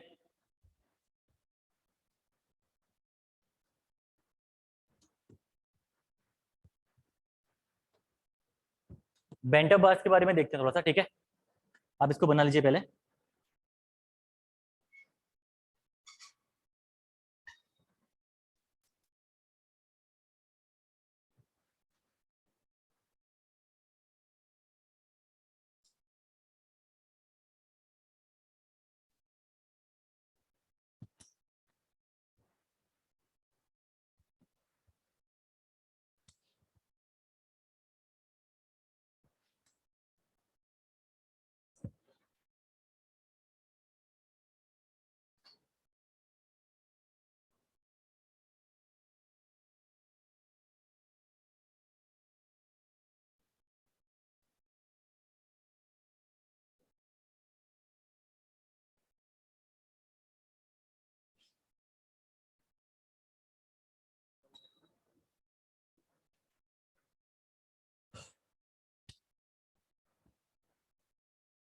क्या, ठीक है, यहाँ देखो, बेंट अप बार्स के लिए कुछ कैलकुलेशंस आपको करनी है इसके बाद। ठीक है, ये एक बीम है, इस बीम में मैंने टॉप और बॉटम रेनफोर्समेंट प्रोवाइड कर रखी है। ठीक है, अगर मैं बात करूं इसके बीच की डिस्टेंस, तो ऑब्वियसली बात है, एक फोर्स टी फोर्स और टी फोर्स के बीच की डिस्टेंस ही है ये, तो ये आपकी डिस्टेंस कहलाएगी लीवर आर्म। लीवर आर्म को हम लोग रिप्रेजेंट किससे करते हैं, जेडी से। किससे रिप्रेजेंट करते हैं, जेडी से। ये आपको पता है, ये हो गया जेडी इक्वल टू ए में लिख रहा हूँ। ठीक है, मैंने क्या ले लिया, ए ले लिया यहाँ पे। ठीक है, देन उसके बाद नेक्स्ट देखिए, हमें करना क्या है, यहाँ पे जो स्टीरअप्स आपको प्रोवाइड करने हैं, मैं अरेंजमेंट ले रहा हूँ वर्टिकल और इंक्लाइंड, यानी वर्टिकल और बेंट अप बार्स का अरेंजमेंट ले रहा हूँ यहाँ पे मैं। ठीक है, तो आपने कर क्या रखा है, यहाँ पे आपने प्रोवाइड कर रखी है डिजाइन शियर रेनफोर्समेंट। ठीक है, ये आपने प्रोवाइड कर रखी है डिजाइन शियर रेनफोर्समेंट यहाँ पे, इस पोर्शन पे। इन सिमिलर वे यहाँ से भी आपने डिजाइन शियर रेनफोर्समेंट प्रोवाइड कर रखी है, और सेंटर पे आप क्या प्रोवाइड करोगे, मिनिमम शियर रेनफोर्समेंट। ये इसका सेंटर है, और सेंटर पे आपने प्रोवाइड कर रखी है मिनिमम शियर रेनफोर्समेंट, और स्पेसिंग आपने काफी अच्छी दे रखी है स्पेस में। ठीक है, ये आपने प्रोवाइड कर रखी है मिनिमम शियर रेनफोर्समेंट। अब यहाँ पे देखिए, जो मैंने बार बेंट कर रखी है, ये मैं एक बार को कंसीडर कर रहा हूँ समझाने के लिए आपको, ये बार को मैं कंसीडर कर रहा हूँ समझाने के लिए। सबसे पहली बात तो, जो बार आप बेंड करते हो, हमेशा ध्यान रखना सपोर्ट से L/4 डिस्टेंस तक ही आप बेंड करोगे, उसके बाद आप बेंड नहीं करोगे। यानी अगर ये सपोर्ट है, तो सपोर्ट के L/4 डिस्टेंस तक ही आप क्या करोगे, बार बेंड। यहाँ से भी सपोर्ट के L/4 डिस्टेंस तक ही आप लोग बार को बेंड करोगे, क्योंकि यही रीजन है जहां पे आपका शियर फोर्स क्या है, बहुत हाई है, जहां पे आपको वर्टिकल और बेंडिंग की रिक्वायरमेंट पड़ रही है। ठीक है, इसीलिए पहला पॉइंट तो ये इंपॉर्टेंट हो गया। दूसरा देखिए, बेंट वाला पोर्शन आपका क्या है, ये है, this is the portion of the bent. ठीक है, और ये बेंट वाला पोर्शन में एक इमेजिनरी ट्राइंगल ले रहा हूं अपनी एनालिसिस करने के लिए। ठीक है, इमेजिनरी ट्राइंगल में यहाँ पे ले रहा हूं, देखिए यहाँ पे ये ले लिया मैंने इमेजिनरी ट्राइंगल। ठीक है, ध्यान ये रखना है आपको, हमेशा बेंट आपको ऐसा प्रोवाइड करना है, ए बी सी। ठीक है, तो provide bent such that, provide bent such that BC equal to A B, BC equal to A B. ठीक है, हमेशा ध्यान रखना, आपको बेंट ऐसे प्रोवाइड करना है कि जो बेंट वाली डिस्टेंस है और जो ये ए बी डिस्टेंस है, ये आपकी क्या होनी चाहिए, इक्वल होनी चाहिए, पहली बात तो। दूसरी बात, अगर मैं आपसे पूछूं कि स्पेसिंग क्या होगी बेंटअप्स की तरह, बताना स्पेसिंग क्या होगी, स्पेसिंग बेंटअप्स की क्या होगी?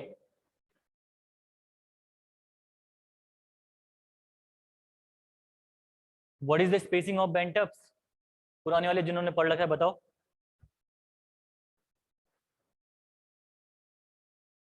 देखिए बेंटअप्स की जो स्पेसिंग होगी ये होगी आपकी ए बी। पहली बार अगर आपने बी पे बेंट कर रखी है तो दूसरी बार आप लोग कहां पे बेंट करोगे? ए पे। ठीक है, ये ध्यान रखना है, ध्यान रखना, ये बेंट जब करोगे तो यहीं तक तो होगा ना, ये देखो जब उसको सीधा लेके जाओगे तो ए बी तक, उसके बाद अगली बार बेंट करोगे। ठीक है, तो यहाँ पे जो ए बी है, that A B is the spacing of bent up.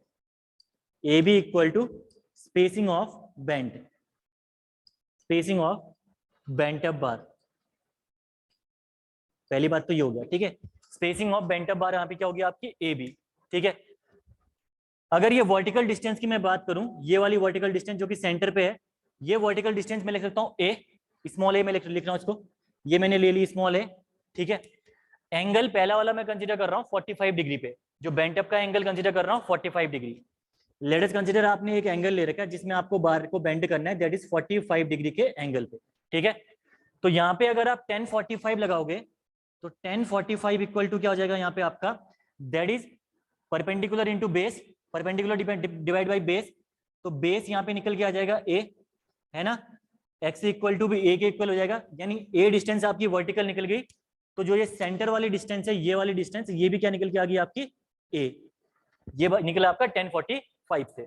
ठीक है, अब जरा मुझे निकाल के बताना बीसी, बीसी कितना निकलेगा बता सकते हो इजिली आप? पाइथागोरस लगाइए ना यहाँ पे, ये क्या हो गया आपका? ए इसका स्क्वायर प्लस इसका स्क्वायर इक्वल टू बीसी का स्क्वायर। ठीक है, तो यहाँ पे देखो आप, इसके बाद आप निकाल सकते हो यहाँ पे ए का स्क्वायर प्लस ए का स्क्वायर इक्वल टू बीसी का स्क्वायर। तो बीसी जब आप यहाँ पे निकालोगे तो ये निकल जाएगा अंडर रूट ऑफ 2 इंटू ए, और बीसी इक्वल टू क्या है? ए बी के। आपको निकालना क्या है? स्पेसिंग तो निकालनी है ना। अभी तक आप डिजाइन क्या कर रहे थे? इंक्लाइन में भी आपने स्पेसिंग निकाली, वर्टिकल में भी स्पेसिंग निकाली, और यहाँ पे जो बेंटअप बार्स हैं, बेंटअप बार्स में भी आप क्या निकालोगे? स्पेसिंग। तो जो BC equal to A B आपको पता है, BC equal to A B equal to spacing होती है, ये आपको पता है। तो अगर 45 डिग्री के एंगल में अगर आपने बेंट कर रखा है तो उसके लिए आपकी स्पेसिंग कितनी निकल के आ गई? Under root of 2a। कितनी स्पेसिंग निकल गई आपकी इसके लिए? Under root of 2a। यही आपका काम था यहाँ पे, और ये था आपका सिंगल लेटिस सिस्टम के लिए। Single lattice system, single lattice system यानी एक साइड आपने सिर्फ और सिर्फ बेंड प्रोवाइड कर रखा है। अगर मैं बात करूं डबल लेटिस सिस्टम की, तो आप क्या करिए? Under root of 2a divided by 2। ठीक है, तो for double lattice system, for double lattice system, double lattice system में आपको कुछ नहीं करना, under root of 2a divided by 2 करिए तो ये आ गया आपका a बाई रूट। ये हो गई स्पेसिंग 45 डिग्री के एंगल पे जो आप डिजाइन करने वाले हो अपने बेंट अप बार्स में। ठीक है, तो तीनों केस में आपने डिजाइन करके देख लिया है। ऑब्जेक्टिव में यहाँ से काफी इंपॉर्टेंट क्वेश्चंस बनते हैं। ठीक है, कुछ भी पूछेगा ध्यान रखना, जो जो चीजें थी बता दी मैंने यहाँ पे। ठीक है, बेंट अप बार्स के बारे में, और पूछेगा ऑब्जेक्टिव में क्वेश्चन, पूछा हुआ है क्वेश्चन आपके एसएससी में बहुत बार। इसको लिखिए जरा।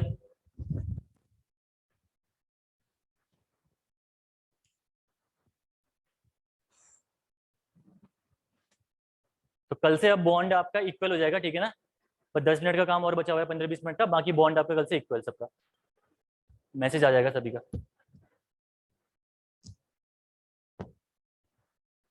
25 घंटे के अराउंड और बचा हुआ है, उसके बाद आरसीसी कंप्लीट।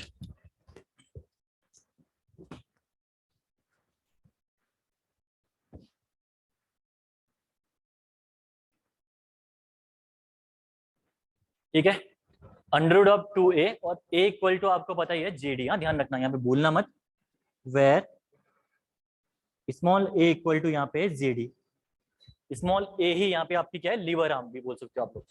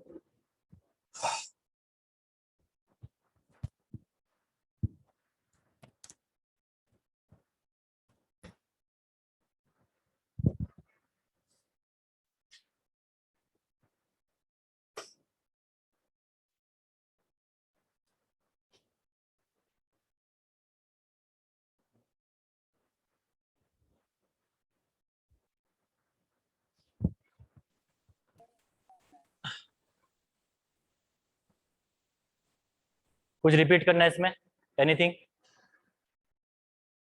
बता दो।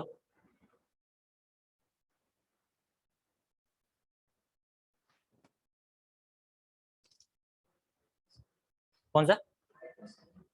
राइट में नहीं दिख रहा, फिर आप आगे यहाँ बैठ जाओ यार, इधर पे ना। अच्छा, कैमरे की वजह से।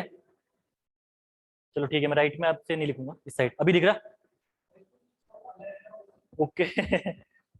अच्छा, राइट में नहीं दिख रहा बोल रहा है, कहाँ तक सेटअप कर रखा है यार कैमरा।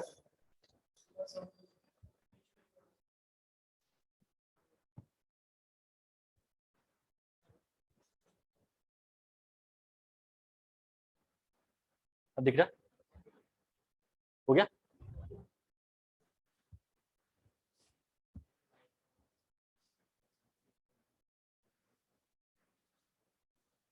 ओके, दिख रहा ना? चलो सही है।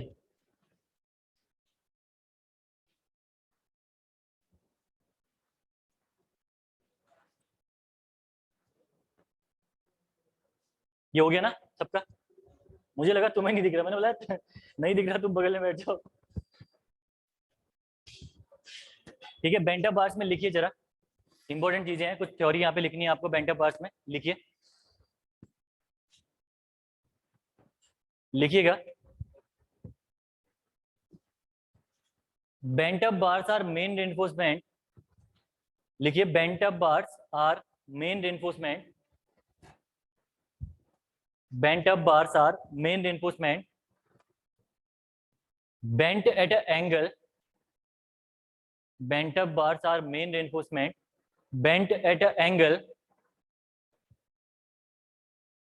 bent at an angle bracket में लिखना में 45 degree to 90 degree, 45 to 90 degree कर दीजिए सीधे। बेंट एट एंगल ब्रैकेट में 45 to 90 degree, bent portion BC, यहाँ पे बीसी है ना bent portion, bent portion BC act as a shear reinforcement, bent portion BC act as a shear reinforcement.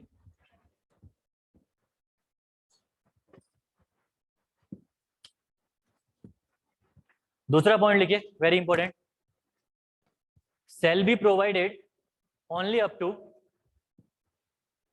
shall be provided, दूसरा point लिखना, shall be provided only up to,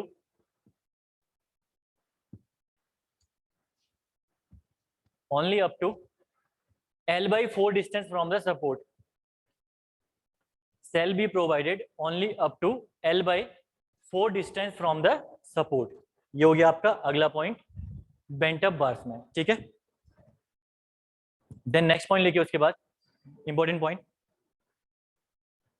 bent up bars are not provided alone, bent up bars are not provided alone, bent up bars are not provided alone,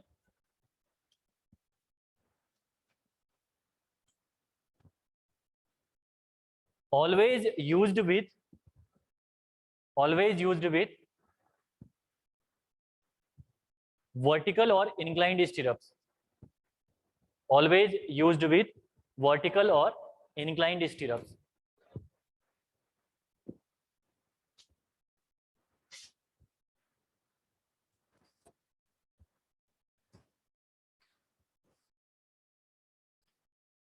always used with vertical और inclined stirrup.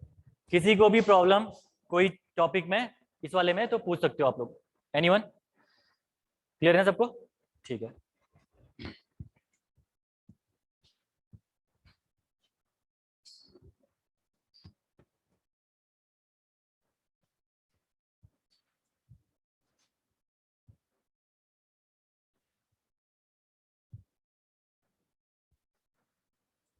एक question exam में पूछता है, ठीक है, discuss करते हैं इसको इसी में। वो पूछना है additional length of bent up पूछता है, ठीक है। क्वेश्चन पूछता है आपसे additional length of bent up, additional length of bent up, यानी जो आप बार को बेंट कर रहे हो उसमें जो आपको एडिशनल लेंथ लग रही है वो आपको निकाल के बताओ बोलता है। बहुत बार एग्जाम में SSC में पूछा हुआ क्वेश्चन है, ठीक है। पहला मैं 2 एग्जाम्पल देके समझा रहा हूँ आपको, लिखवा मैं सबके लिए लिख दूंगा आपको। 45 डिग्री के लिए अभी हमने करा, ठीक है। तो आपका देखिए एंगल क्या बन के आया था यहाँ पे, ये था आपका, ठीक है। यहाँ पे आपका एंगल था 45 डिग्री, ये आपका था ए, ये भी आपका ए, और आपका ये कितना निकल के आया था, √2a, ठीक है। √2a आपका ये निकल के आया था। तो additional length of bent up की अगर मैं बात करूं यहाँ पे इस केस में कितना होगा, बताना जरा।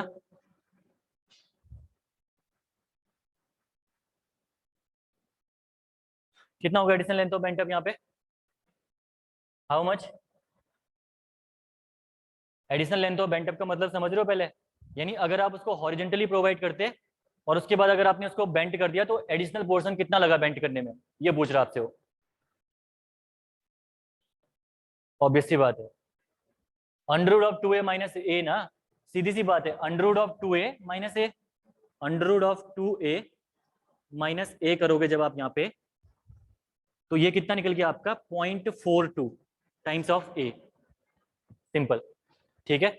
ये निकल के आ गया आपका 0.42 टाइम्स ऑफ ए, ठीक है। तो जब ये 0.42 टाइम्स ऑफ ए निकला तो additional length of bent up आपकी 0.42 टाइम्स ऑफ ए हो गया, अगर आपका बार कितने एंगल पे बेंड कर रखा है आपने, 45 डिग्री पे अगर आपने बेंड कर रखा है, ठीक है। अगर आप उसको हॉरिजेंटल ले जाते तो वो ए तक जाता, अगर आपने उसको बेंड कर दिया तो ये चलेगा आपका √2a तक, ठीक है। नेक्स्ट एग्जाम्पल में दे रहा हूं आपको 60 डिग्री का। अगला एग्जाम्पल है आपका 60 डिग्री का। तो 60 डिग्री के लिए जरा मुझे निकाल के अब आप बताइए, इसके लिए जरा मुझे आप निकाल के बताना, ठीक है। ये निकालो मुझे 60 डिग्री के लिए, बताओ निकाल के।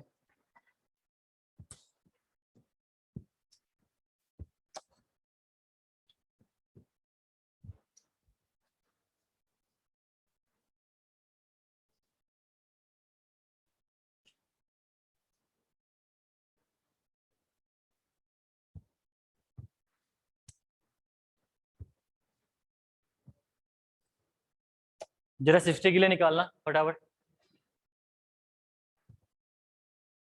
अपना निकालो भाई, अपना निकालो फटाफट निकालो, फोन से कैलकुलेट कर लो, कोई दिक्कत थोड़ी ना है।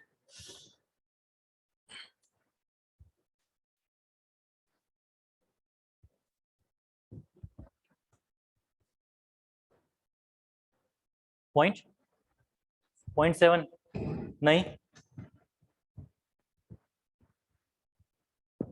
पिछली बार नहीं कराया मैंने आपको, ये 0.7 आया क्या? नहीं,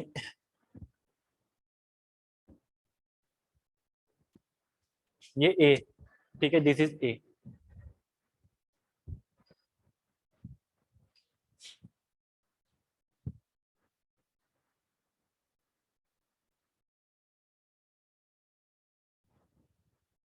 निकल गया, पहले ये निकालो, सेम प्रोसीजर है, ये निकालो, ये निकालो, फिर क्या करना है आपको बताइए, इंक्लाइन वाला, हाँ वही करा।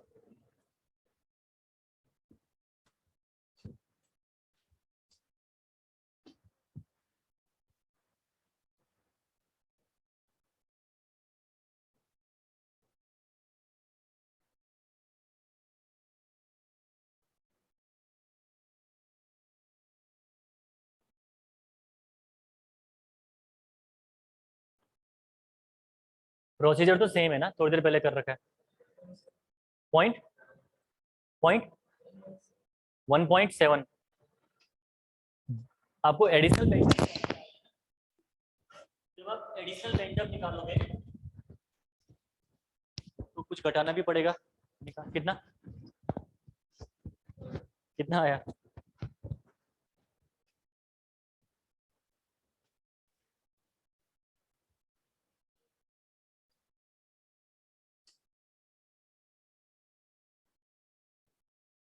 मतलब 45 डिग्री में करवा दिया और 60 डिग्री एग्जाम में पूछ दिया, तुम तो बेहोश हो जाओगे, मुझे लगा था बना लोगे।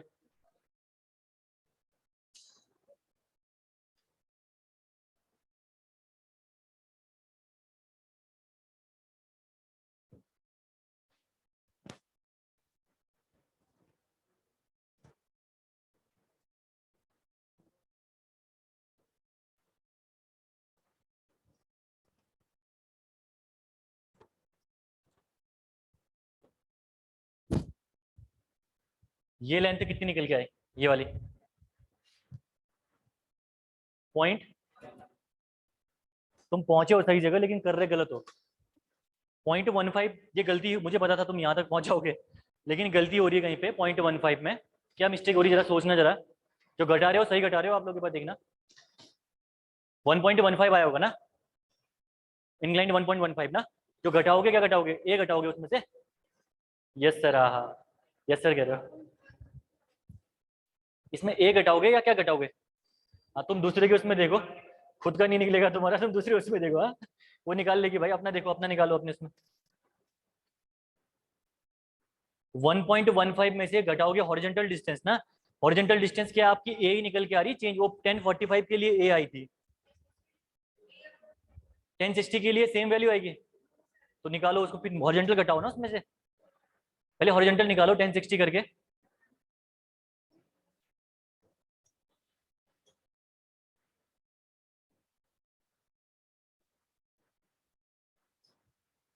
अरे यार ये नहीं निकाल पा रहे तुम लोग। कितना निकल गया, कितना आया आंसर बताओ ना आप लोग।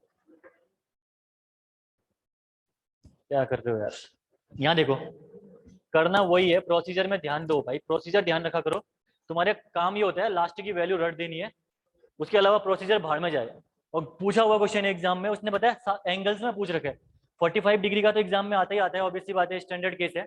इसके अलावा 60 डिग्री में ही पूछा हुआ है उसने एग्जाम में। और बहुत से जेई के एग्जाम, स्टेट जेई के ऐसे हैं जहाँ पे उसने 30 डिग्री में ही पूछा हुआ है। तो प्रोसीजर नहीं पता तो गए इसके बाद।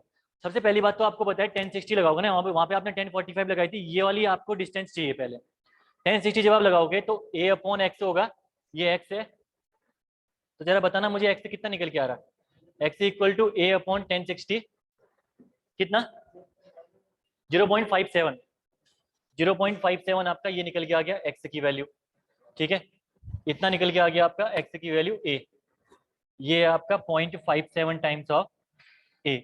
अब आप निकालिए इंक्लाइंड, इंक्लाइंड लेटेस्ट कंसीडर कुछ भी कर लीजिए इंक्लाइंड आप, ए बी सी, ए सी का स्क्वायर इक्वल टू ए का स्क्वायर प्लस 0.57 का होल स्क्वायर। जरा मुझे इसको बताना कितना निकल के आया, A C equal to, A C equal to कितना आया जरा बताना। 1 पॉइंट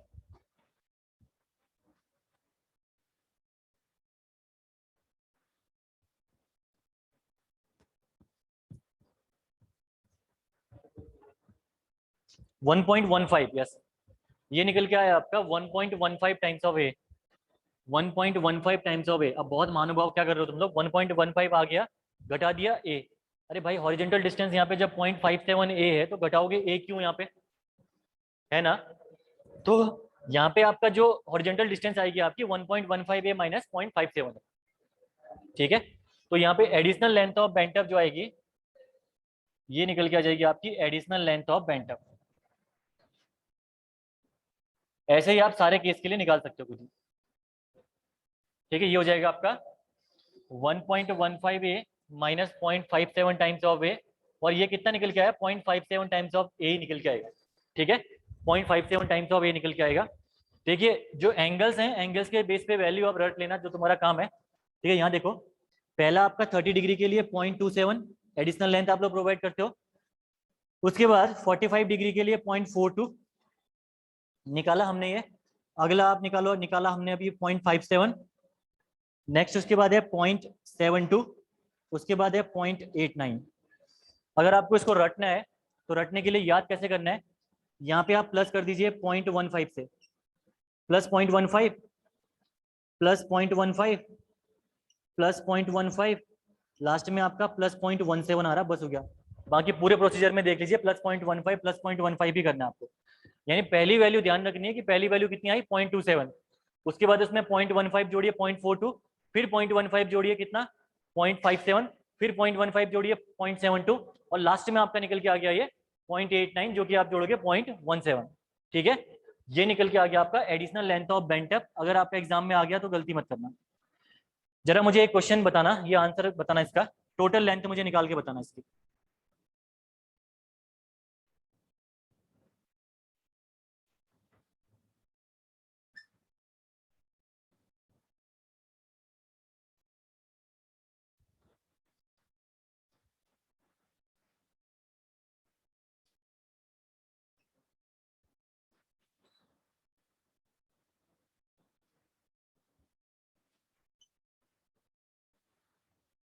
बार बेंडिंग शेड्यूल पढ़ा होगा ना तुमने, कॉलेज टाइम पे तो पढ़ा होगा।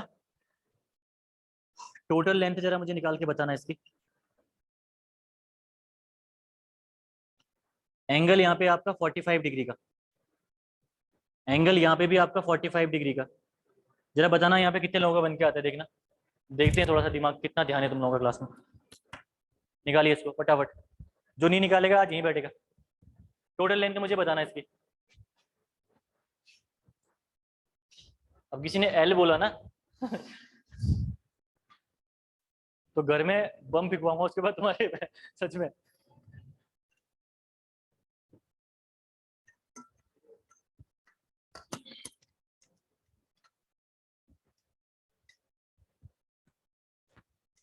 जरा निकालिएगा लेंथ एल इक्वल टू,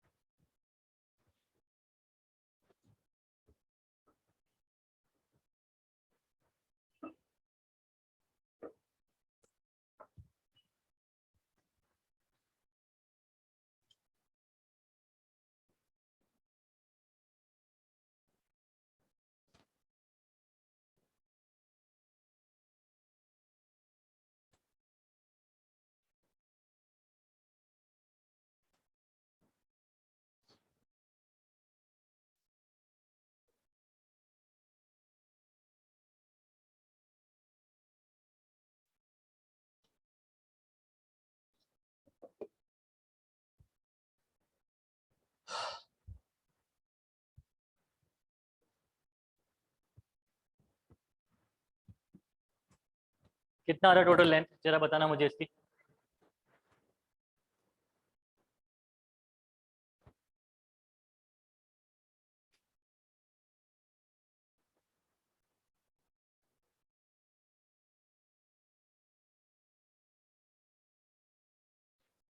कितना, सारी चीजें टोटल जो बार दे रखी मैंने, जितनी बड़ी बार है उस पूरी बार की लेंथ चाहिए मुझे। कितनी है सो लेंथ निकल के आ रही है मुझे बताना जरा इसका आंसर। बार बेंडिंग शेड्यूल में क्वेश्चन आता है, पॉलिटेक्निक में तो खासकर ज्यादा आता है, सुनने में आता है मेरे को ये। अब इसमें इसका काम आ गया, यहाँ पे हम लोग बार यहाँ पे कर रहे हैं बेंड, तो बताना है, मैंने ये कॉन्सेप्ट बता दिया आपको यहाँ पे। टफ नहीं है भाई, बहुत ईजी है। अगर मैं बता दूंगा इसको तो अब भी तुम माथा पटकोगे अपना, लेकिन काफी ईजी है, सोचो जरा यहाँ पे। एल के टर्म में, जिस टर्म में बनाना है आपको, आप आंसर निकालिए बस हो गया। ए डिस्टेंस दे रहा हूं मैं या डी डिस्टेंस दे रहा हूँ, ये वर्टिकल वाली डिस्टेंस। वर्टिकल वाली डिस्टेंस में प्रॉब्लम आ रही तो वर्टिकल डिस्टेंस मैंने दे दी डी, लो ये वर्टिकल डिस्टेंस आपकी है डी, या ए, कोई भी लो आप, कुछ भी दिक्कत नहीं।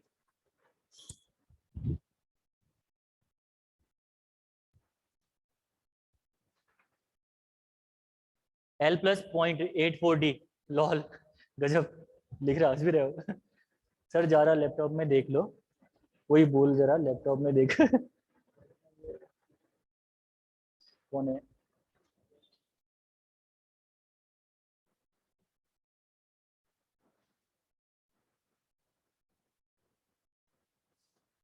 निकाला तो गलत है तूने, जितना एटीट्यूड में बोल रहा है आंसर ना, तो ये आंसर तो गलत आ रहा है, ऑब्वियसली बात है। देख एक बार आंसर सही हो, ऑलमोस्ट सही है, लेकिन पूरा जो ये अंधों वाले फोटो देख रही ना, थोड़ा चश्मा लगा ले इसमें। ये वाली फोटो भेज रहे ना, ये देखो एक बार देख ले, पूरा सही कर रखा है क्या क्वेश्चन आपने? कर सही रखा है उसने, पहुंचा सही है अप्रोच में, उसके लिए एप्रिसिएबल है, लेकिन पूरा सही नहीं है। तो थोड़ा सा ओवर कॉन्फिडेंस में मत आया करो।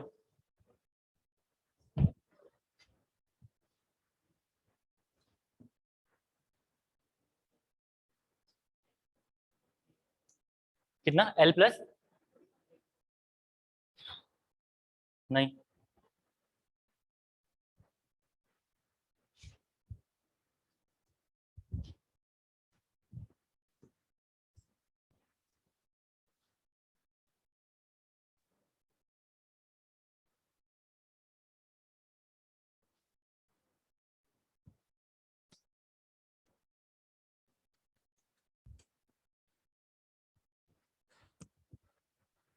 ठीक है। टोटल लेंथ अगर आप यहाँ पे निकालोगे, टोटल लेंथ कैसे निकालोगे आप यहाँ पे? टोटल लेंथ अगर आप निकालोगे यहाँ पे तो देखिए, हॉरिजेंटल डिस्टेंस तो आपको पता है एल, दैट इज एल, ठीक है। यहाँ पे आपका x है, दैट इज द x, तो ऑब्वियसली बात है 2x है, ये भी आपको पता है l प्लस 2x, ठीक है। प्लस आपका क्या होगा, यहाँ पे जो एंगल है आपका 45 डिग्री पे है, ये भी एंगल है 45 डिग्री के, तो मैंने एडिशनल बेंट लेंथ बताई ना अभी आपको, एडिशनल बेंट लेंथ कितनी होगी इसके लिए, ये होगी आपकी 0.42, एडिशनल बेंट लेंथ आपकी कितनी होगी 0.42 एक बार के लिए, यानी एक साइड के बेंट अप के लिए, दोनों साइड के लिए कितनी हो जाएगी है 2 टाइम्स ऑफ 0.42, 0.84 हो गया, ये हो गया आपका 2 टाइम्स ऑफ 0.42, तो कितना निकल गया आपका ये L प्लस इंटू डी भी कर देना इसको, ठीक है, L plus 0.84 D plus 2x, that is the total length. What minus हो गए, एडिशनल बेंड लेंथ, आपको लेंथ कौन सी निकालने को बोल रहा हूं मैं, लेंथ कौन सी निकालने को बोल रहा हूँ, ये लेंथ निकालने को बोल रहा हूँ ना पूरी की पूरी, ये लेंथ में माइनस कैसे कर लोगे आप, पूरी लेंथ निकालनी है आपको बार की, ठीक है। तो ये हो गया आपका L plus 0.84 D plus 2x, clear है सबको, ये निकल के आ गया आपका टोटल लेंथ। ये बार बेंडिंग शेड्यूल में बहुत पढ़ते हो आप लोग ये चीजें, ठीक है ना। अगर ये चीजें क्लियर है तो बार बेंडिंग शेड्यूल का भी एक टॉपिक यहाँ पे निपट गया, समझ लो। वहां पे आपको ऐसे ही करता है, वो एंगल देगा, ये करेगा, उससे बोलेगा आपको कि पूरा लेंथ निकाल के बताइए, ये निकाल के बताइए, बार बेंडिंग शेड्यूल का काम ही यही है, ठीक है। तो ऑलमोस्ट अगर आपको ये चीजें क्लियर है तो एक कॉन्सेप्ट आपका वहां के लिए डेवलप होके आ जाता है। इज दैट क्लियर, सबको क्लियर है। ये हो गया आपका बेंट अप बार। एक चीज ध्यान रखना, बेंट अप बार का क्वेश्चन कभी कभी वो क्रैंक्ड बार करके भी पूछता है, तो बेंट अप बार और क्रैंक्ड बार आपका एक ही बार है, ठीक है। अगर उसने क्रैंक्ड बार बोला तो दैट ओनली वन, वो आपका एक ही चीज है, उसको आप लिख लेना बेंट अप बार के ब्रैकेट में आप कर लेना क्रैंक्ड बार भी कर सकते हो आप लोग, ठीक है। तो ये तो हो गया आपका बेंट अप बार का कंप्लीट। डिजाइनिंग ऑलमोस्ट ओवर हो गई है, एक टॉपिक बचा हुआ है थोड़ा सा, यहाँ पे 2 टॉपिक, दोस्तों लिख लेते हैं फटाफट।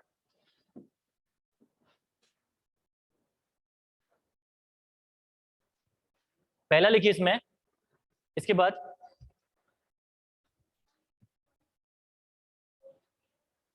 0.42 ए, यहाँ पे ए ले रखी है, मैंने डी ले ली। नेक्स्ट लिखना इसके बाद why minimum shear reinforcement provided, question लिखना, एग्जाम में क्वेश्चन पूछा गया है और ये क्वेश्चन लिखिएगा आप लोग, why minimum shear reinforcement provided, why minimum shear reinforcement provided.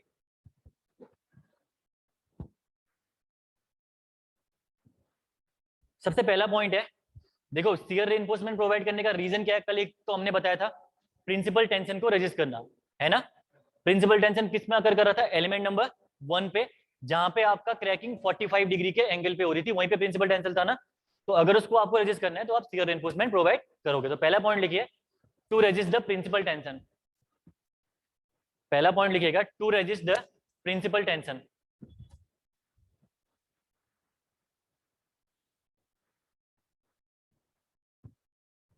Next point लिखिएगा इसके बाद, अगला पॉइंट लिखिए, अगर रेनफोर्समेंट आप प्रोवाइड कर रहे हो तो डक्टिलिटी स्ट्रक्चर की इंक्रीज होगी, तो लिखिए इसमें to increase the ductility, to increase the ductility,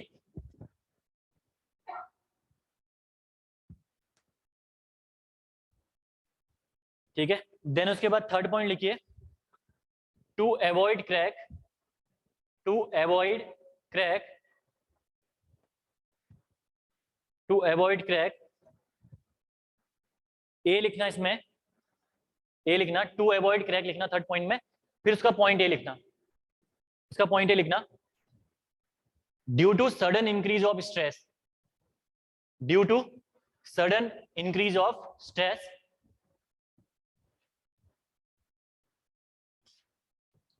और बी लिखना क्रीप एंड श्रिंकेज, बी लिखिएगा creep and shrinkage,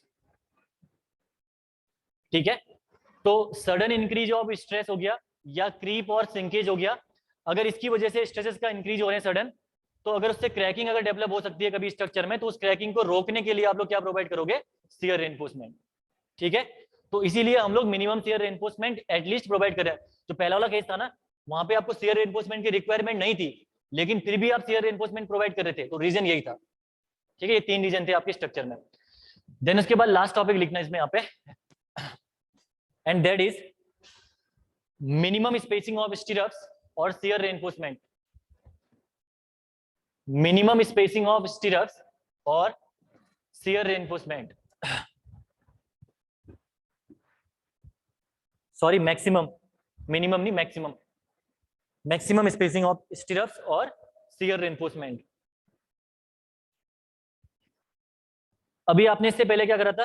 stirrups design करे, वर्टिकल, इंक्लाइंड, बेंट अप बार, सब आपने डिजाइन किया, लेकिन कितनी मैक्सिमम लिमिट तक आपको स्पेसिंग रखनी, ये आपके पास लिमिट नहीं थी। अब लिमिट यहाँ पे आप ड्रॉ करोगे, जो कि ऑब्जेक्टिव वाइज इंपॉर्टेंट है। पहला लिखना फॉर वर्टिकल स्टिरप्स, पहला लिखिएगा for vertical stirrups. Vertical stirrups के लिए जो स्पेसिंग है आपकी, that should not greater than 0.75 times of D. ठीक है, तो वर्टिकल के लिए स्पेसिंग आपकी should not greater than 0.75 times of D. Then उसके बाद सेकेंड है आपका इंक्लाइंड शियर रेनफोर्समेंट। सेकेंड लिखिएगा आप लोग inclined shear reinforcement.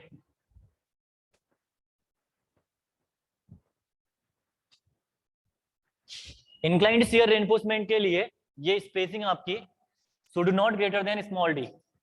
Spacing should not greater than small d for the inclined stirrups। ठीक है, inclined stirrup के लिए spacing should not greater than d। और लास्ट में आपका in any case लिखना should not greater than 300 mm। 300 mm से ऊपर तो किसी केस में नहीं होना चाहिए। ठीक है, where small d is the effective depth।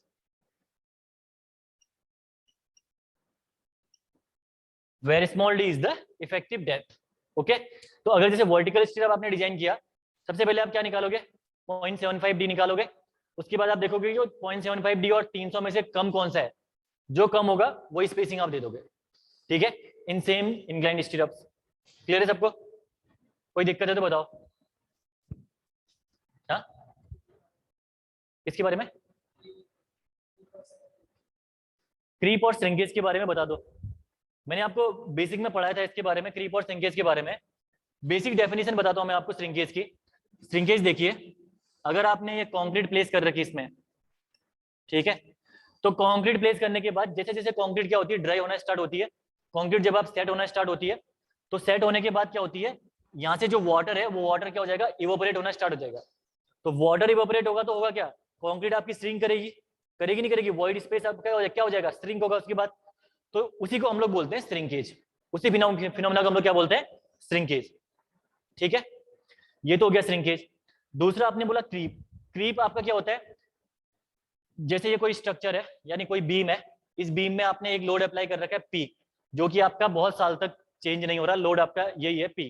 ठीक है, तो अंडर द टाइम यानी टाइम के साथ साथ जब इसमें डिफॉर्मेशन आना स्टार्ट होगा इस लोड की वजह से, ठीक है, इसी को हम लोग बोलते हैं creep, permanent deformation under the sustained loading. ठीक है, for a particular period of time, इसको हम लोग क्या बोलते हैं, क्रीप। इसको आप समझते हो, देखो क्रीप को कैसे समझोगे। दो टाइप के डिफॉर्मेशन होते हैं, एक तो होता है आपका इलास्टिक डिफॉर्मेशन, दूसरा होता है आपका प्लास्टिक डिफॉर्मेशन। ठीक है, तो इलास्टिक डिफॉर्मेशन की अगर मैं बात करूं तो वहां पे क्या होगा, अगर आप लोड अप्लाई करोगे तो कुछ टाइम बाद जब लोड को रिमूव करोगे तो वो अपनी ओरिजिनल पोजीशन में आ जाएगा, कोई भी अपना ऑब्जेक्ट। ठीक है, प्लास्टिक डिफॉर्मेशन में क्या होता है, जब आप लोड अप्लाई करोगे तो लोड अप्लाई करने के बाद कुछ टाइम बाद थोड़ा सा वो बेंड हो जाएगा उस लोड की वजह से, और जो क्रीप है, ये क्रीप आपका यही आपका प्लास्टिक डिफॉर्मेशन आपका क्रीप कहलाता है। हाँ, डिफॉर्मेशन क्रीप आपका क्या होता है, इस लोड की, एक तो लोड की वजह से डिफॉर्मेशन आएगा, ठीक है, एक आएगा आपका टाइम के साथ स्ट्रक्चर में कुछ चेंजेस आएंगे जिसकी वजह से डिफॉर्मेशन आएगा, उसको हम लोग बोलते हैं क्रीप। ठीक है, तो अंडर द सस्टेन्ड लोडिंग, ठीक है, जो डिफॉर्मेशन आपको देखने को मिलेगा for a particular time period, उसको हम लोग क्या बोलते हैं, क्रीप। और क्रीप को मैंने पर्टिकुलर वे में आपको बहुत डिटेल में समझाया था, उसके फैक्टर्स मैंने बताए थे, आपको डेफिनेशन भी लिखवा रखी है, आप एक बार बेसिक वाले नोट्स एक बार खोल लेना, वहां से आपको समझ में आ जाएगा पूरा। ठीक है, तो ये हो गया आपका कंप्लीट क्या, शियर आपका निकल गया। कल से आपका स्टार्ट होगा बॉन्ड, उसके बाद कॉलम, फिर आपका स्लैब बचा, फिर पुटिंग, देन ऑलमोस्ट आपका निपट गया, फिर आपका स्टेयरकेस एंड आपका जो भी टॉपिक बचे हुए हैं उसके बाद के। ठीक है, तो कल से क्लास आपकी क्या हो जाएगी, मर्ज हो जाएगी। अभी आपको इन्फॉर्म कर देंगे वो लोग कि क्लास का टाइमिंग क्या रहने वाला है। ठीक है, तो क्लास की टाइमिंग आपको इन्फॉर्म कर दी जाएगी, बाकी कल क्लास में इसके आगे डिस्कस करते हैं, ठीक है ना। किसी को दिक्कत यहाँ तक इसके अलावा? ठीक है।